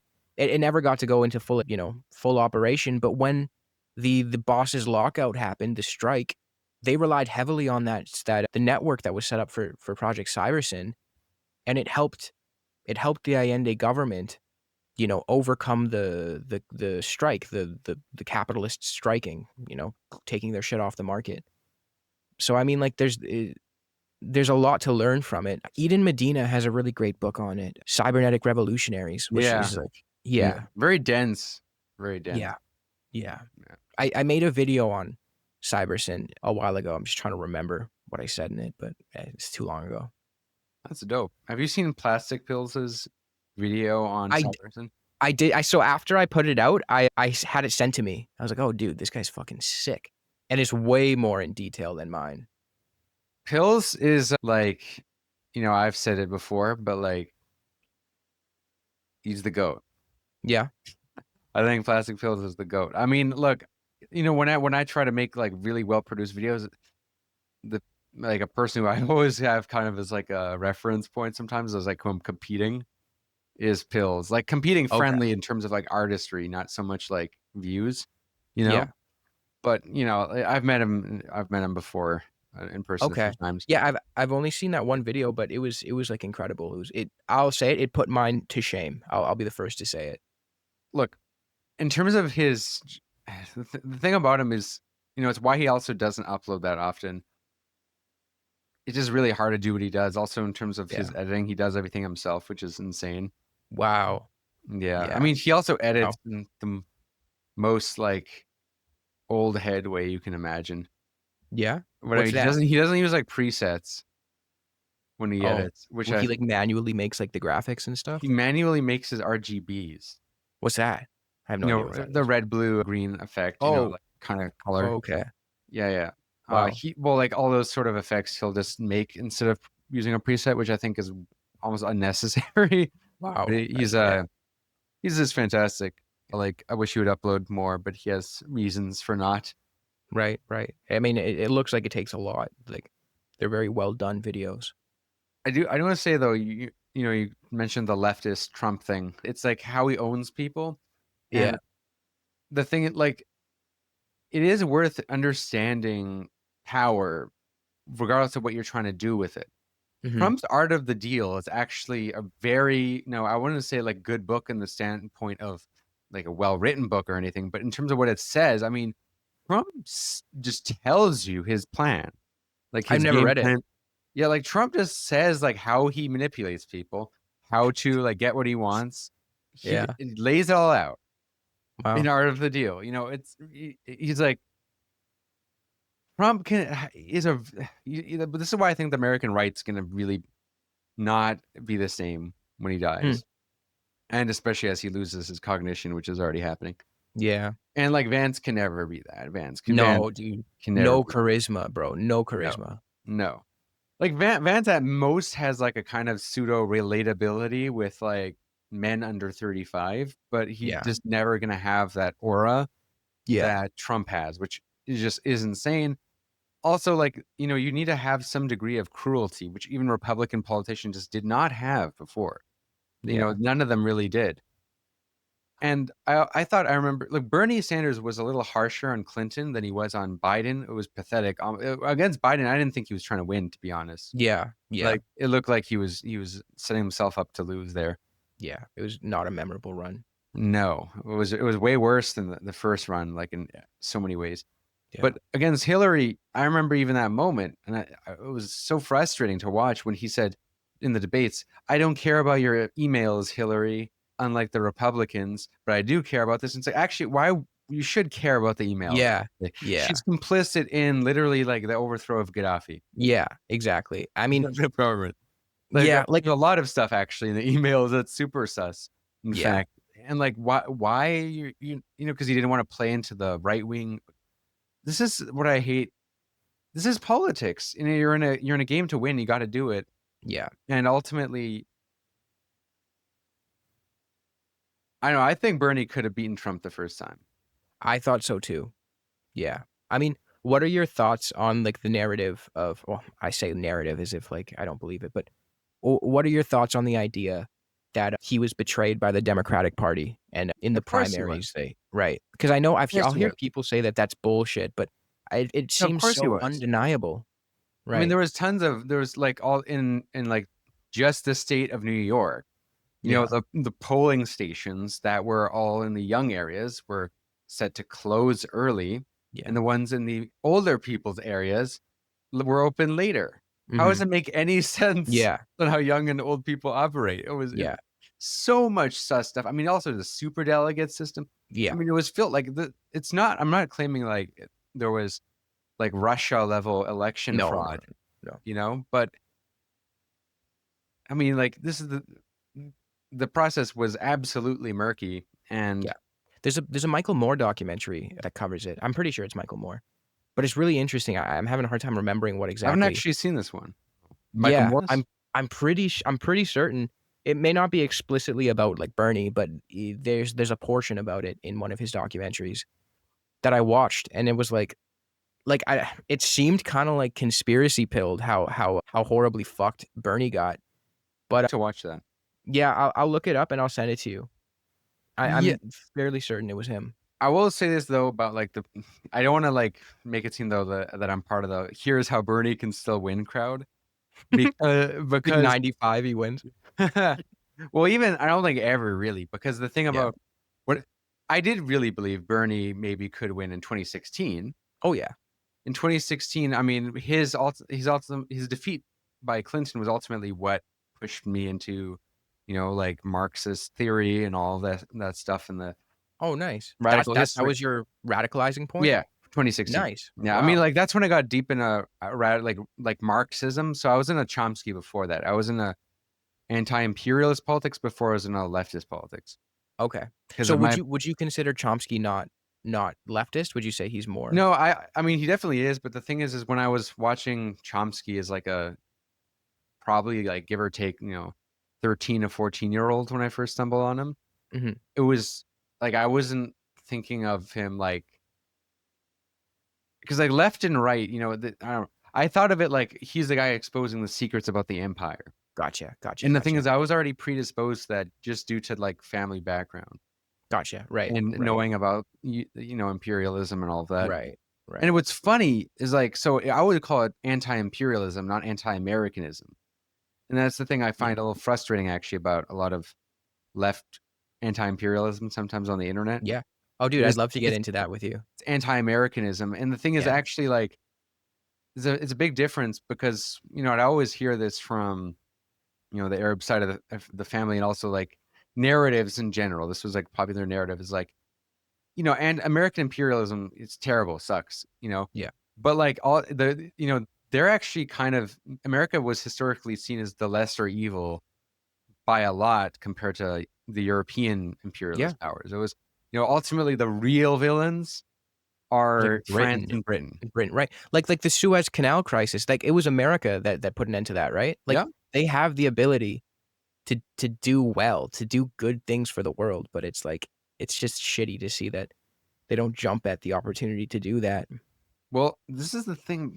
We don't forget, like, for a very long time, America asserted, I mean, it still does in rhetoric, but, you know, after the Cold War, America became like, I mean, after the Cold War, America became way worse in terms of foreign policy. I mean, it did bad things before that, you know. Yeah, like the Philippines. Philippines, yeah. Yeah. I mean, well, Teddy Roosevelt kind of, all of Monroe Doctrine, you could really say, is like when it expands a lot. But even then, the thing is, for a long time, America asserted the right to independence and the right to self-determination. That was radical for a long time. You know, since the revolution itself, you had, you know, much of the Bolivarian revolutions are directly inspired by the American Revolution. Yeah.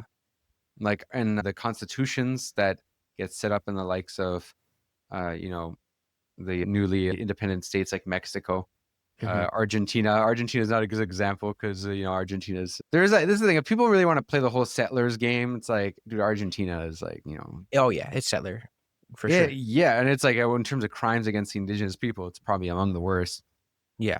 But you have but in Mexico too. Mexico also, you have inspired by the revolution, but all the way even after up until like World War I, World War II, America's still believing in the right to self-determination. Britain does not. Mm-hmm. Like Britain does not espouse such ideas, largely because of Ireland, right? And it Mm-hmm. still has straight up colonies. France Right. certainly doesn't support that. America's saying like ultimately like, yeah, well, maybe Algeria should be its own country. Yeah. Right. Yeah. Maybe actually these countries should be independent. And Yeah.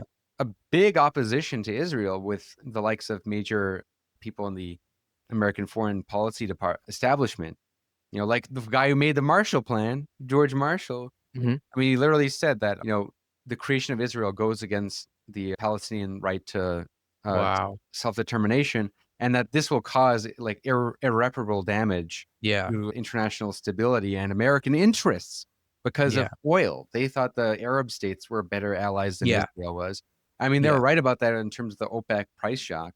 Yeah. Right. People forget how anti-Israel Saudi Arabia and Qatar used to be. Yeah. Right. Now they're just like puppets. Yeah, I mean, well, Friends. yeah, I would say so. For the most part, they're kind of puppets. The thing is, I actually think it's very possible Saudi Arabia might pressure the Trump admin into like a deal that allows a Palestinian state. I think that's actually possible. Do you think so? Yes. Okay. That's. I mean, I know it's very interesting to see.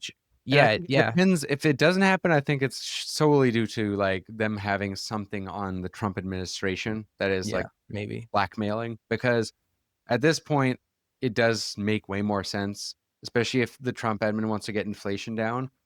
Yeah. They're going to want to have that. And Saudi Arabia is pretty much done with like Yemen and the Houthis. They've long since like exited that. And if they can get a Iran deal, that's also really good for Saudi Arabia to not have Iran have a nuclear weapon. Mm-hmm. Mm-hmm. There's a lot of reasons to actually, a lot of geostrategic reasons. I don't like the idea that Israel is an extension of American imperialism. That was only true in the War on Terror. Okay, so you no longer believe that it could be said to be an extension? No, of, at least maybe not American, but like Western hegemony, maybe in the region. No, that's bullshit. Western hegemony, if anything, this is a kind of funny thing. Like Israel is the most like in terms of its ideals. Oh, dude, it's so anti-democratic, anti-democratic, anti-enlightenment, anti-liberal. Absolutely, the separation of church and state, all of that. Yeah, for sure. But I guess more so the veneer of Western hegemony. Like they're hypocrites for sure. But I don't believe in this also Western hegemony, like as if there's a unified West and a unified East. I don't like these terms either. They're kind of like what I'll call new left terms. Okay. So the thing is there's a lot of new leftism that comes out of like to like put a long story short, after the disillusion of Marxism in academia, you get a lot of these kind of new left tendencies in academia that try to explain why things went wrong, why stuff is happening, and you get essentially a lot of these narratives that try to substitute the conflict of capitalism and communism with like West and anti-West or oppressed versus oppressor. Peterson's actually right about that in some ways when he says the oppressor and oppressed, but what he's totally backward about is that he tries to act like this is just the new face of Marxism.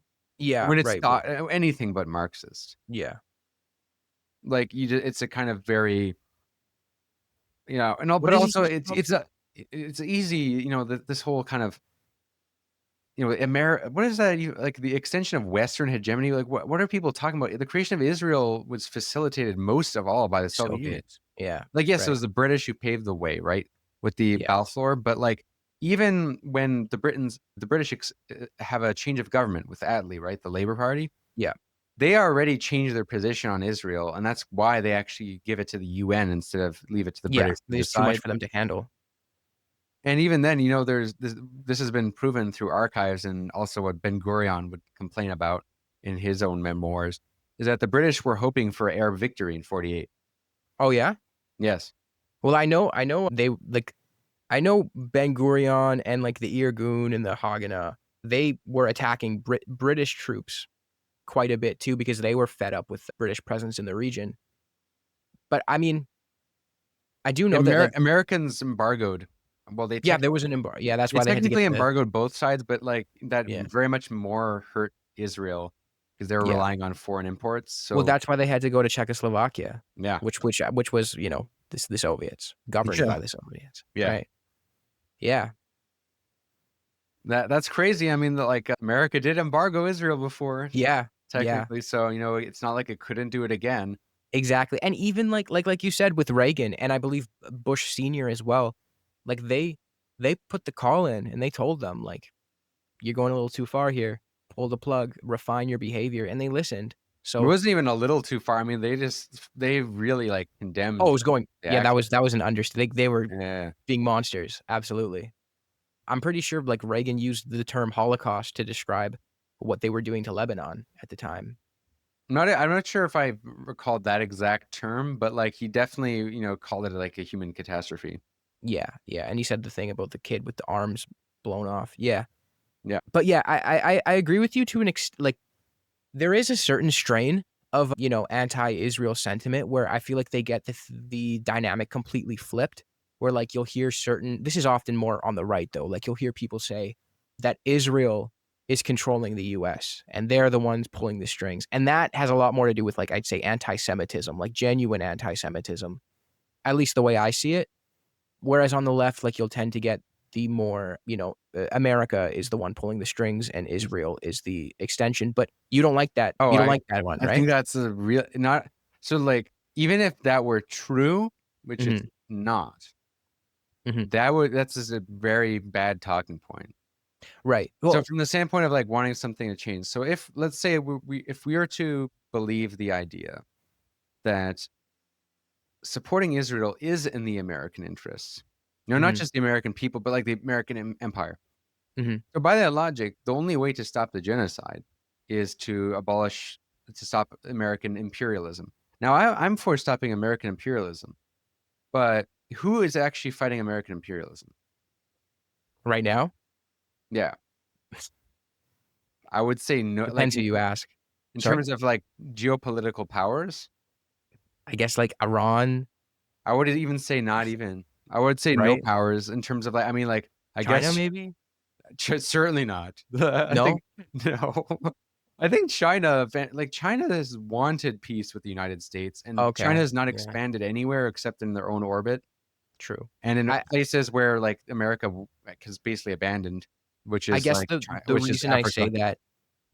that is I guess because there's more so Chinese influence in like say like countries in like Africa where like they'll build Right. ports and stuff for people. Yeah. So I guess like they'll compete in like a It's not because they're you know, anti-American, it's just because they want Okay. to grow their economy and they want to Yeah. do business. The Chinese, it says Trump said it best. The Chinese are like, we want deal. Yeah. I Did love- he I say love- that? Yeah, when he said it, he No was impersonating, chance. dude. He did the accent and everything. He said, "We want deal." But like, look, I mean, you look at the Chinese; they're very pragmatic, always have been, almost to Yeah. detriment, to the point where like you could say it's kind of not very principled. But I mean, in terms, it's just realpolitik. Yeah. They don't fuck with other countries, which is, I think, mostly good in terms of. Yeah. Well, I don't really see them as an aggressor power or some. I don't even see them like Russia. Like Russia, I do think is an aggressor power, far less than America, but still is an aggressor power. I for don't sure. view China as an aggressor power, really. I mean, it's Mhm. like they don't really mess with territories that aren't No. already kind of in their already part of China historically. Yeah. Yeah. I guess like irredentist would be the word, right? Like even then that's kind of pushing it. Mhm. Like I guess I've heard people call it irredentist, but I think even that's kind of pushing it because they don't try to like expand on states that aren't already part of what is like China, I guess, except maybe like Kashmir where they have like some territory, but it's so not even comparable Right. to what the US Yeah. does. I mean, there's definitely like, but they're not even competing with American hegemony. I mean, there's only really been one power that competed with American hegemony, and even then, it really didn't that much.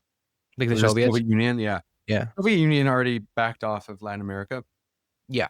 Yeah. completely. They let America do what it wanted in Latin America. They Mhm. didn't really protect against that. Really, where Soviet Union fucked with the American interests. I mean, not even they fucked mostly with the European interests in Africa, Yeah. Right. backing all the national liberation movements, which are Yeah. mostly against the Portuguese, French, and Belgians and British. Yeah. Not the Americans. Like they wanted peace with the Americans, especially after the Yeah. missile crisis. Yeah. There's like a good Parente bit where he describes like the arm or was it the space race or the arms race as an arms chase, where he explains how it's really the Americans upping the ante and the Soviets not wanting them to because they would feel obliged to have to try to keep up. And that constant chase is ultimately one of the factors that hurt the Soviet economy because they felt the need that they had to keep up with what the Americans were doing on the technological front, and they didn't really want to. So, I mean, back to the Israel thing, if because I'd be interested in getting like your perspective on that. If you don't see Israel as, say, like an extension of specifically the US, what are your thoughts on why the US is so unable to I guess hold them to account? Like, why do you think they use why I don't want to say use because that's kind of loaded. Why do you think they're such strategic allies of the US, and like they always say that Israel is like their greatest ally? I think they're not. That's Yeah, I'd like to hear your so perspective I on would that. say you could boil it down to 3 reasons. So I think first and foremost, let's address the kind of obvious one, which is AIPAC. Anyone who underplays AIPAC is like anti-Semitic. Yeah. Wait, there's a direct correlation between the rhetoric of unconditional support for Israel and AIPAC donations. Yeah. That's just undeniable. Oh, If of you course, yeah. if you look at like when AIPAC really gets big, Mhm. which you really starts, it's a gradual process. And you see this in books like The Israel Lobby by Mearsheimer. Mhm. It's a gradual process, but it really, you could say reaches sort of height in the 80s and 90s. And after Citizens United in the 2000s, Yeah, 2010. yeah, 2010 under Obama actually, but a Supreme Court decision, right? You get like unlimited donation. And it's at the point now where you have candidates getting like, in the hundreds of thousands to millions in some cases, donations from IPAC. If you don't think that has an effect No, on, I do. yeah, I mean, Yeah. it's like that absolutely does. And Yeah. it's not just to the point where, the person now who has got money from AIPAC is going to act in the Israel interest. It has a effect on all of politics to the point where Yeah. now even the candidates running against the candidates who are pro-Israel becomes a battle of who's more pro-Israel. And then the Mhm. people who are at least sympathetic to the Palestinians can't actually say what they think because they're afraid that, not just of like, their candidate getting more, the other candidate getting more money, but that there's Right. going to be a smear campaign because that's another big part Right. of it. There's Right. all these smear campaigns that are running. Like, look what happened to Corbyn. Yeah, Corbyn they called probably him an out of anti-Semite. yeah. I mean, he got called a lot of things. He got called a pedophile. A pedophile? Yeah, I mean, like Jeremy there, Corbyn. you got like there's all kind of that one was not the one that got like the most traction because there was no evidence Well, whatsoever yeah, on well, that. what was even backing that accusation? There was stats said about him. Wow. It's ridiculous. I mean, you have also the look what's said about people who are anti-Israel. It's very uncompromising. It's been known for a long time that like in Hollywood you get blackballed right from Yeah. the industry if you were said anything anti-Israel. Like it's a real issue. Yeah. Now I don't view that so like as Jews controlling the world. That's like financial No. interests. And the thing Yeah. is there's the rich aren't like a unified bloc. There's capitalists that compete against each other, and the Zionist lobby is just a faction of capitalists that's very Yeah, powerful. for So it's sure. like the idea of Jews controlling the world is ridiculous because it's like Yeah. it's just very powerful. First off, it's like do the Judaism anti-Semitism thing. That's why I don't like I don't think all right wingers who are anti-Israel are anti-Jewish. I No, actually no. don't think that's the case at Like all. Dave Smith is a good example. Yeah, exactly. Yes, Yeah. Dave Smith. You have even like like kind of normie, podcast bros like Yeah. Theo Vaughn, right? Right. You know.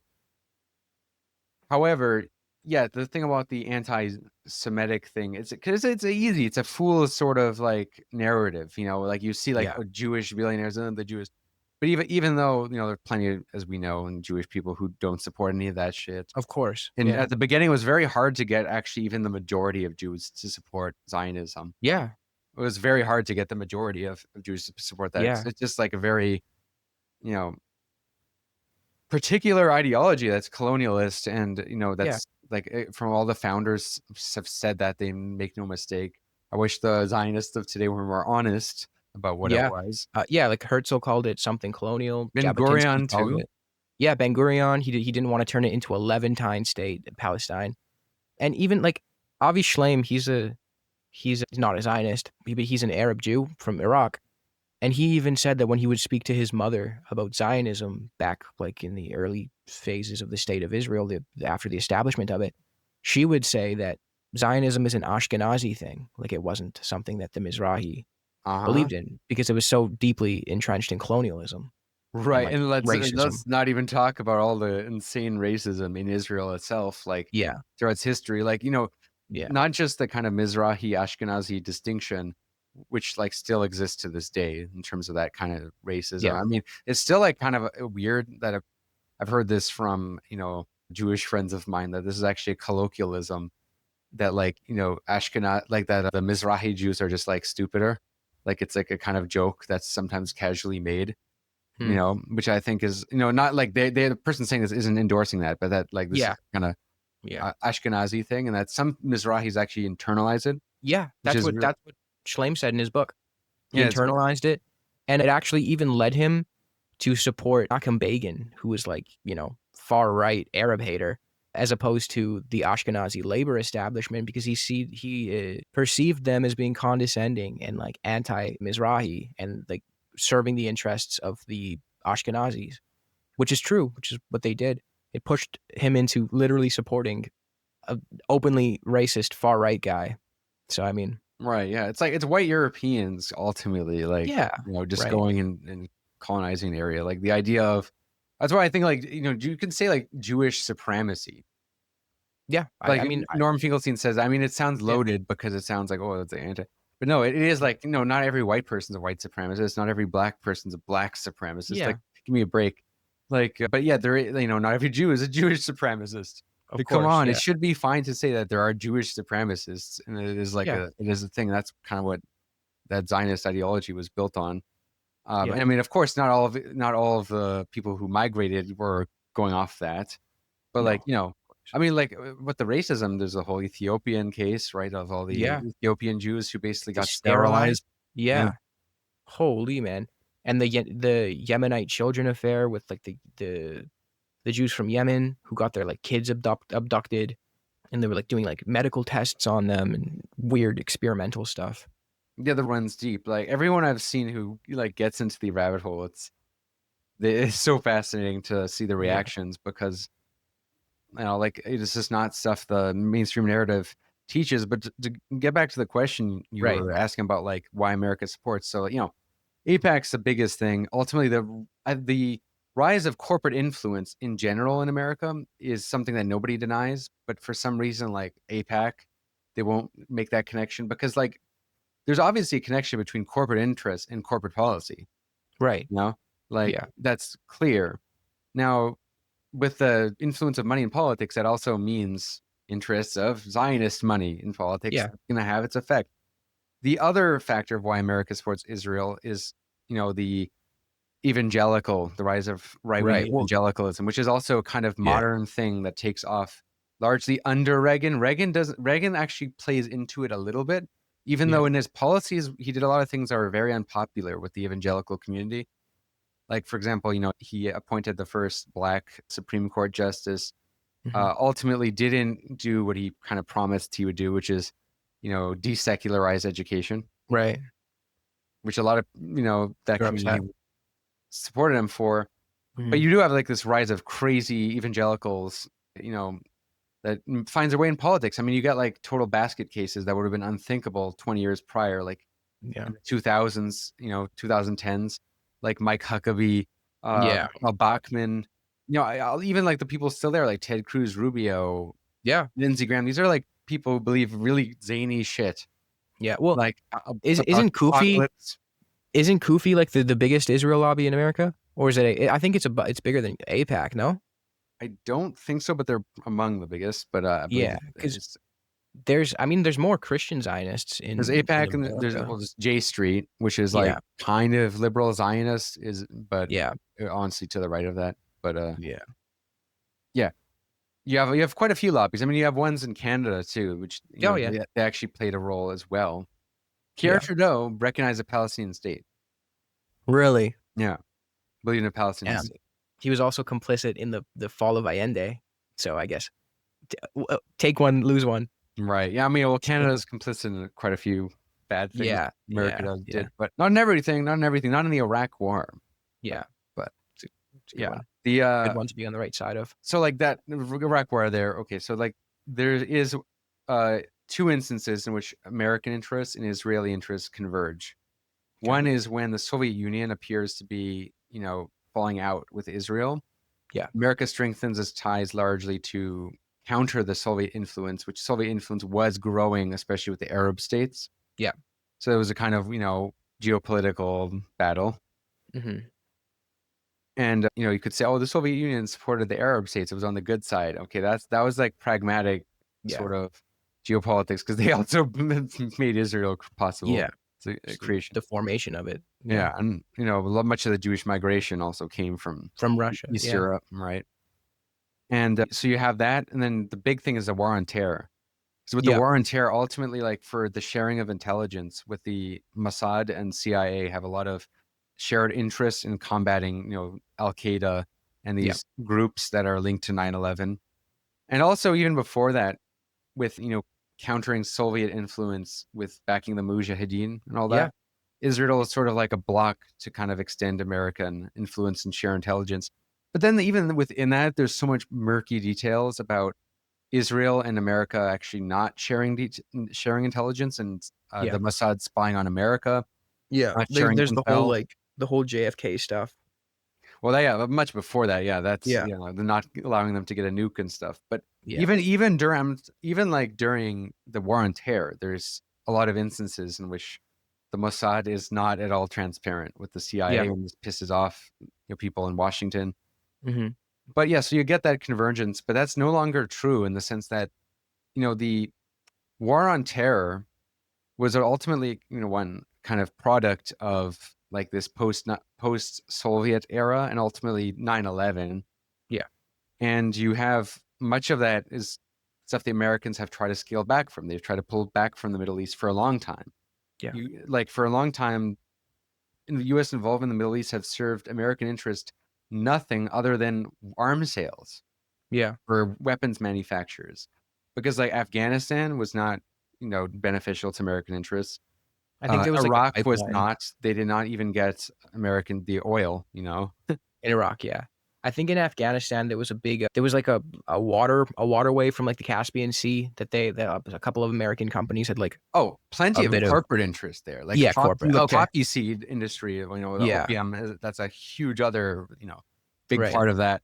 I mean, there's plenty of corporate interests, right? But like Right. corporate interests and the U.S. hegemony aren't necessarily the same. Like Right. Okay. I would say like America was seen as the beacon of hope for the Arab world for a very long time, and that is just not the case. Like Arabs went from thinking the Americans were the only hope in the West compared to the French and British, Belgians, and the Europeans. Yeah.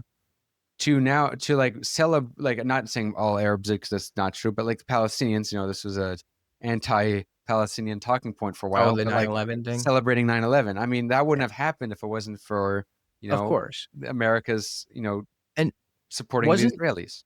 Correct me if I'm wrong, but wasn't Ho Chi Minh also like a big America boo prior to them like turning on him? Like So was Castro. Yeah, right. He tried to compromise with them. He wasn't even he didn't even declare himself like an ML for the first bit. He tried to He didn't even call himself. He said, "We're not. Yeah. I am not communism." Yeah. He said, "I am not communism." Yeah, dude, it's so fucked how the Americans turned on everyone, but like Castro and Vietnam, dude. It's like it's so terrible. Like they just shat all over the good graces of these people that like looked up to them. I don't know. Well, yeah, Fucking both horrible. the National like liberation movements of Cuba and Vietnam were, you know, partially legitimized using the Declaration of Independence Yeah. citing, which is, Yeah. you know, that's the kind of thing, like, that is a very powerful talking point. People don't, Yeah. it is sad to see when like American leftists don't want to like use any of that legacy for good. Right. Like the completely just getting rid of absolutely anything good that the Americans could have or possibly will do. And, you know, just using America as like a stand-in for the word evil, and that there's like nothing that it could possibly do to redeem itself. American thing to believe. That's the irony of Yeah. that folly of American leftism, is that it's kind of like, you know, the symptomatic of the thing they might complain about is that Americans are in a bubble, and like, you know, they'll say like America is the most racist country, it's the most this, it's the most that. It's like, sorry, I would say America is one of the least racist countries Yeah. right now Yeah. compared to Yeah. like Europe. Like, I mean, if my issues with America have little to do with like the social achievements and the humanitarian achievements on like the more like say liberal progressive side, because those are there. Well, on race, it used to be one of the most backward. Yeah. ever. Yeah, but like as of today, Like, it's still plenty of issues. well, yeah, this is but much better. That's the thing. much better. The civil rights movement really did like Yeah. Like my 180 biggest critique America, would be empire, right? Like that would be my biggest thing with them. The Yeah. neocolonialism, the usage of debt in like developing countries to keep them, you know, well, I mean, you know what I'm trying to say. That's more so my issue with America. It's not that I would consider them to be like the most racist country. yeah. I mean, Italy, like I've never been, but I'm a citizen there. I'm a dual citizen in Italy. I know some Italians who are fucking racist, dude. Like, Dude, like, Meloni is the most popular leader in the EU right now. yeah, it's crazy, bro. Like, those motherfuckers, they can get pretty racist and pretty quickly too.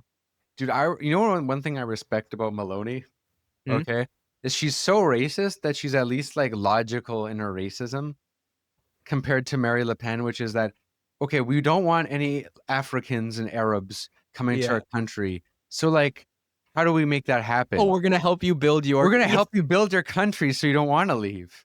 Bro, she like, looped all the way around. Horseshoe theory right there. Yeah. Whereas Mary Le Pen is still like fucking, you know, Yeah. playing like Mary Le Pen is like sub 30 IQ. It's still being like, you know, let's keep bombing the Palestinians, pro-Israel. Let's like make Muslims hate us. That will sure help everything. You know, Wasn't there like some sort of scandal with her? Like some I can't. backed by Russia. Oh, is that what it was? I don't know. The French right, like this is the kind of thing. The French right just is like, you look at the right of America. I mean, there is definitely racism on the right in America, but like if you look at like Le Pen and Trump, who's a racist. I mean, come on, like it's not even there's people who play into racism or play into like a little bit of bigotry here and there. And then there's just like straight up like racist, ideologically racist, which is I mean, like Mary Le Pen is like straight up actually racist. Yeah. I mean, I'm sure like Trump probably has like a bit of racism, but like it doesn't. I think it's bigotry, but I don't not even really like. I don't see him as anywhere close to like Meloni, or like, you know, God forbid Netanyahu or a guy like that. Like, yeah, he's like Meloni banned gay marriage, didn't she? Did she? I know she was running on like illegal again. I thought it was making it so that gay people couldn't adopt. Maybe I'm wrong. I thought she, you know, some of the comments can correct, but like I heard she straight up banned gay marriage. That's crazy. I wouldn't put it past her. Like, you know, it's like I was only recently in America where it got even like, legalized, but yeah, what was it, Obama? I mean, he used to oppose it too, like I think in his first run. Yeah, he did. I think it was his second term when he was like, yeah, you guys can do this shit. Yeah. Yeah. And so it wouldn't surprise me. But like now you look at the Republicans, I mean, like, you know, the gay vote was like pretty like, you know, I mean, the Democrats won it, but not by a lot. Wow. They didn't win it by a lot. I mean, there's gay Republicans are a thing. I mean, Trump's got that song, that like the gay song, you know? YMCA. It's my favorite song. Did you know it's the gay national anthem? Dude, it's so funny. Yeah, well, look, that's why I don't like these like identity politics categories, like the LGBT community. There's no such thing. Yeah. Like I mean, yeah, this gays is like a and monolith. trans people don't vote the same way. Yeah, that's true. There's a lot of gay people out there with a lot of money who could give the slightest shit about trans rights. Right. It's a real thing. So then when they try to lump these categories and like act like appealing to a category that kind of Yeah, like that they're all like a monolith when there's obviously internal factions that disagree with Right. each other within it or don't care that much about each other. Yeah, it only really works if you have the only way broad kind of labels work is if there's any sort of shared interests or Yeah. non-antagonistic interests Yeah, I could see in that. political agenda. Yeah, I've seen a few gay folk, especially on Twitter, kind of turning on the trans community, saying like, "Oh, you guys are making it harder for us," blah blah blah. So yeah, I agree with what you're saying. Yeah, it makes And a lot of sense. women. Yeah, Actually, yeah. I would TERFs. say probably the most aggressive anti-trans movement I've seen is from Women, the TERFs. TERFs, right? Yeah, Now the the anti-trans feminists. I mean, yeah, some of them really make it their whole personality, like dude. the Yeah, the J.K. Rowling, right? yeah, and that athlete lady, that Riley Gaines, Barry Weiss. Barry Weiss. Yeah, Barry Weiss. Oh my god, what's her blog called again? I don't know. It's horrible. It's so, oh my god. It's like just right-wing propaganda. Well, yeah, it's right-wing propaganda, but that's not saying much. A lot of things are. You know, we're actually now segueing into something good that I would like to use the remaining time we have. This has been Yeah, man. very fun. This is much longer than my usual pod. I didn't even realize how long it was. Yeah, well, I think this is our like first like proper conversation. So you know, it's just a lot of fun. Yeah, dude. And you know, there's a lot to get into. But I do want to segue back into like what we alluded to, which is the why men are turning right, which is the gender divide. Because Yeah, sure. since we're already on that, I mean, you know, you're in Canada like myself. I am a dual citizen. I have family in the U.S., but Me too. fundamentally not Canada me. first. Yeah, nice. And yeah, I mean, in what sense do you feel like the right-wing shift, the zeitgeist, you could say, was similar in Canada and that differed in terms of like all these waves we're talking about, really like the kind of wave of Peterson, you know, you could say the kind of the right-wing culture shift, the culture war, we could say, which maybe is changing. Maybe perhaps it's changing a little bit. But it's definitely was like a thing. And oh god, I don't know why we export all the right-wing intellectuals. It's weirdest thing ever. Yeah, like Crowder and Commentators, not intellectuals, but like intellectuals. Peterson and Jordan Peterson, Crowder, and like so many others. Is Ted Cruz. Ted Cruz, yeah, man. When it comes to like, do you see people in your own life like turning kind of right who are men disproportionately as opposed to women? Because I saw even the stat the last Canadian election, the gender divide is still very intense. Yeah, a lot of people close to me, they resonated with a lot of right-wing figures, like people like, you know, the Petersons and the Joe Rogans, because, you know, I don't even know if I can call Joe Rogan. Yeah, I could probably call him right-wing. I guess because that kind of manosphere gives a seemingly down-to-earth vibe to a lot of people, like specifically like a guy like Joe Rogan, because he'll talk about these issues that you up until this point have had to go to, say, CNN for, or some like ivory tower person to get an opinion on, and they'll just kind of talk about it and shoot the shit with their friends. I just think that it's the people like that who have their finger on the pulse of what a lot of young men are already into outside of politics, like the UFC and the weightlifting, and then they mix it in with their anti-establishment kind of like populist rhetoric, and it's like a good a breeding ground. It's fertile ground for faux populism and Trumpism and all of that kind of right-wing shift to take root.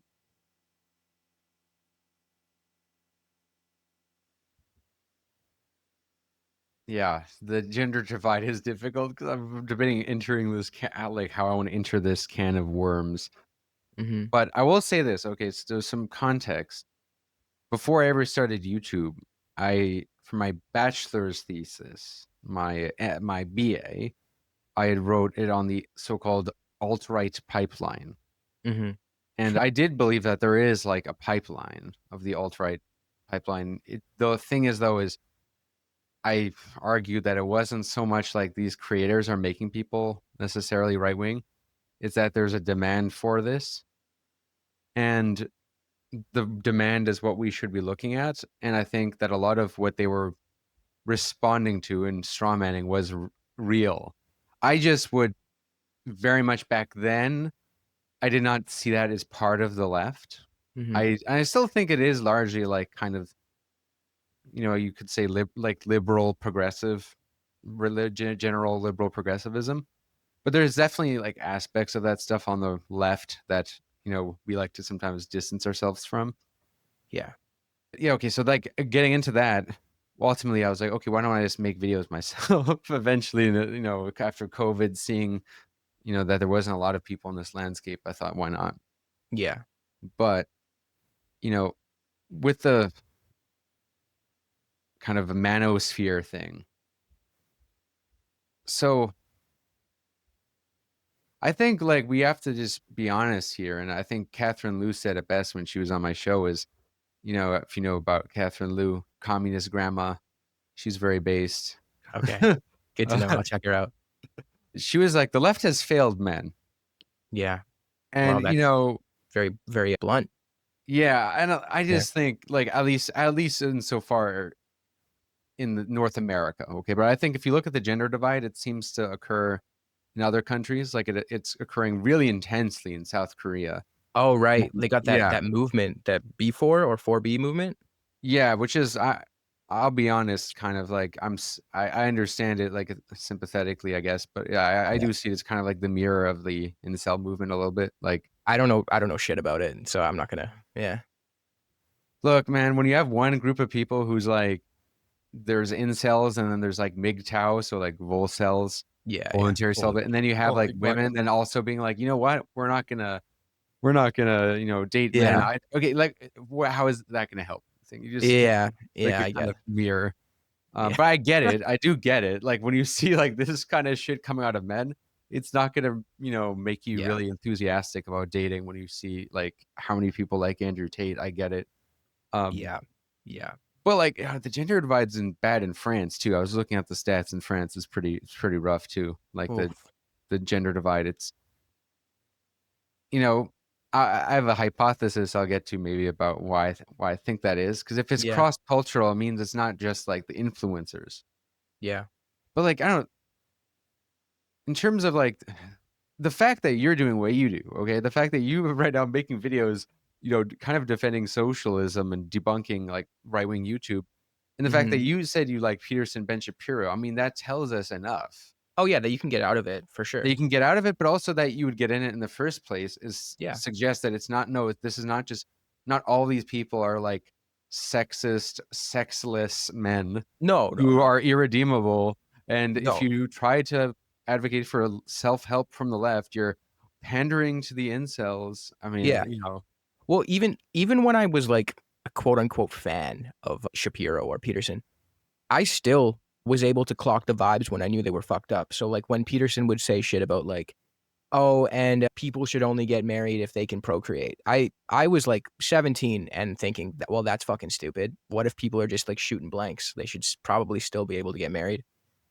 And like overall, even when I was in that phase, which was like probably the most conservative I've ever been, I still overall held progressive views. Like I was never a racist, was never a homophobe, and I never hated women, despite me, for some reason, having some weird antagonism with feminism. I think that was more so just me being annoyed with my girlfriend at the time because she was yapping a lot. And then I was like, oh, she's always talking about feminism. And then it was more of like, instead of learning how to communicate with her, being a fucking asshole and being young, and then just like going to the inverse. So I think a lot of the hatred of this modern feminism that's often construed with hatred of women, which sometimes it is hatred of women. Like, let's make no mistake. For sure. Sure. Sometimes it is like, it is 100%. that. But I think for a lot of people, though, it's not really that. In that it's actually kind of people without college degrees who are resentful at women basically outcompeting them in the job market. That's, yeah, probably, that makes a lot more sense. And Yeah. like, I think it would be a little less the resentment wouldn't be as bad if the rhetoric wasn't still like that, women overall are a, vulnerable group, and Yeah. men, the straight white men, all of them are like a privileged group, as if there's no class distinction there. Like, Exactly. Yeah. women of upper class are just qualitatively more privileged than like a working class guy. White Mhm. women in general more privileged than non-white women. It's like, Yeah. you know what I mean? There's like divides between all this stuff, and it's like to just Yeah. be like to obfuscate that, to be like, oh, women disadvantaged, men not. It's like, okay, like from what class position? I think it's Yeah. like, yeah, like I'm Intersectionality. exactly, yeah. Yeah. I mean, I hate that word. Yeah, do you? Yeah. Put me on, tell me why. Because like I think some people use the word to like act like they're they all like the race class, they're separate and they intersect sometimes. That's Gotcha. what like, but where I actually think it's like so much race in so far as it's really like something you can deal with is very much like a class issue. Yeah. And same with gender. Like I think like gender at its when it actually is meaningful, it's a class division. I mean, it's the earliest class division technically in history, Mhm. right? Or one of the primary class divisions. But when it's just like about like, oh, women, we're in the managerial class now, and we want to be part of the CEOs, but like there's still barriers there. Yeah. And like to act like it's a very different thing, because it's like I think it actually is counterproductive to class consciousness. In fact, that's kind of why I don't want to say the word anti-woke, but like post-woke, because anti-woke I think is a mirror of wokeism. It's like, Yeah. you don't really fight wokeism. You just kind of push the right politics. Yeah. You do like Which the vice shit instead of the virtue shit. Right. Yeah. You push the politics you want, like class Yeah. politics instead of, which is something you can unite on. Like I actually think a lot of these movements are kind of related in ways that are hard to understand. And I don't claim to understand, I have the answer to why these things are happening, but I will say I have a hypothesis on the gender divide, Mhm. and has to do with something that I think the left does not talk about enough. Neither does the right.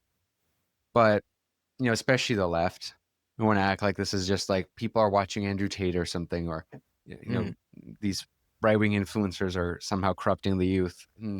Not the big question you should be asking, which is why on earth does anyone find Andrew Tate Yeah. at all interesting? What's causing the appeal? Yeah. Right. There's a stat there, and I'll say, it has to do with education more than gender, actually, I think. Yeah, I'm sure. The degree is the education divide. But we'll get into that in the back room. Yeah, the backroom segment of the podcast. If you're not already part of the backroom podcast, I mean, you're living under a rock. There's, at this point, I think almost there's at least over 1,000 of you, and you get access to the Discord. You get access to the exclusive podcasts, and it's where some of the most fascinating conversations have taken place, and it's ultimately how this channel has stayed afloat. I mean, it's not actually been ad revenue. YouTube does not make that much money, so it's ultimately this that keeps it afloat, and you get access to a whole lot by supporting. So become a patron, and you should, if you haven't already, check out Isaac's channel, Overzealots, channel that I think will see many great things from in the coming future. Thank you. My only hope is that when enough people become pessimist, then out of despair somebody maybe does something. But you know why I also like to be a pessimist? Because it's the only way to have a nice life. If you're an optimist, then always bad things happen and you are always disappointed. When you are a pessimist, then you look around, okay, there are bad, but from time to time something nice happens, and you are, as a pessimist, you are a little bit glad all the time, no? You are listening to One Dime Radio. Become a patron at patreon.com/onedime to support the show and get access to extra content.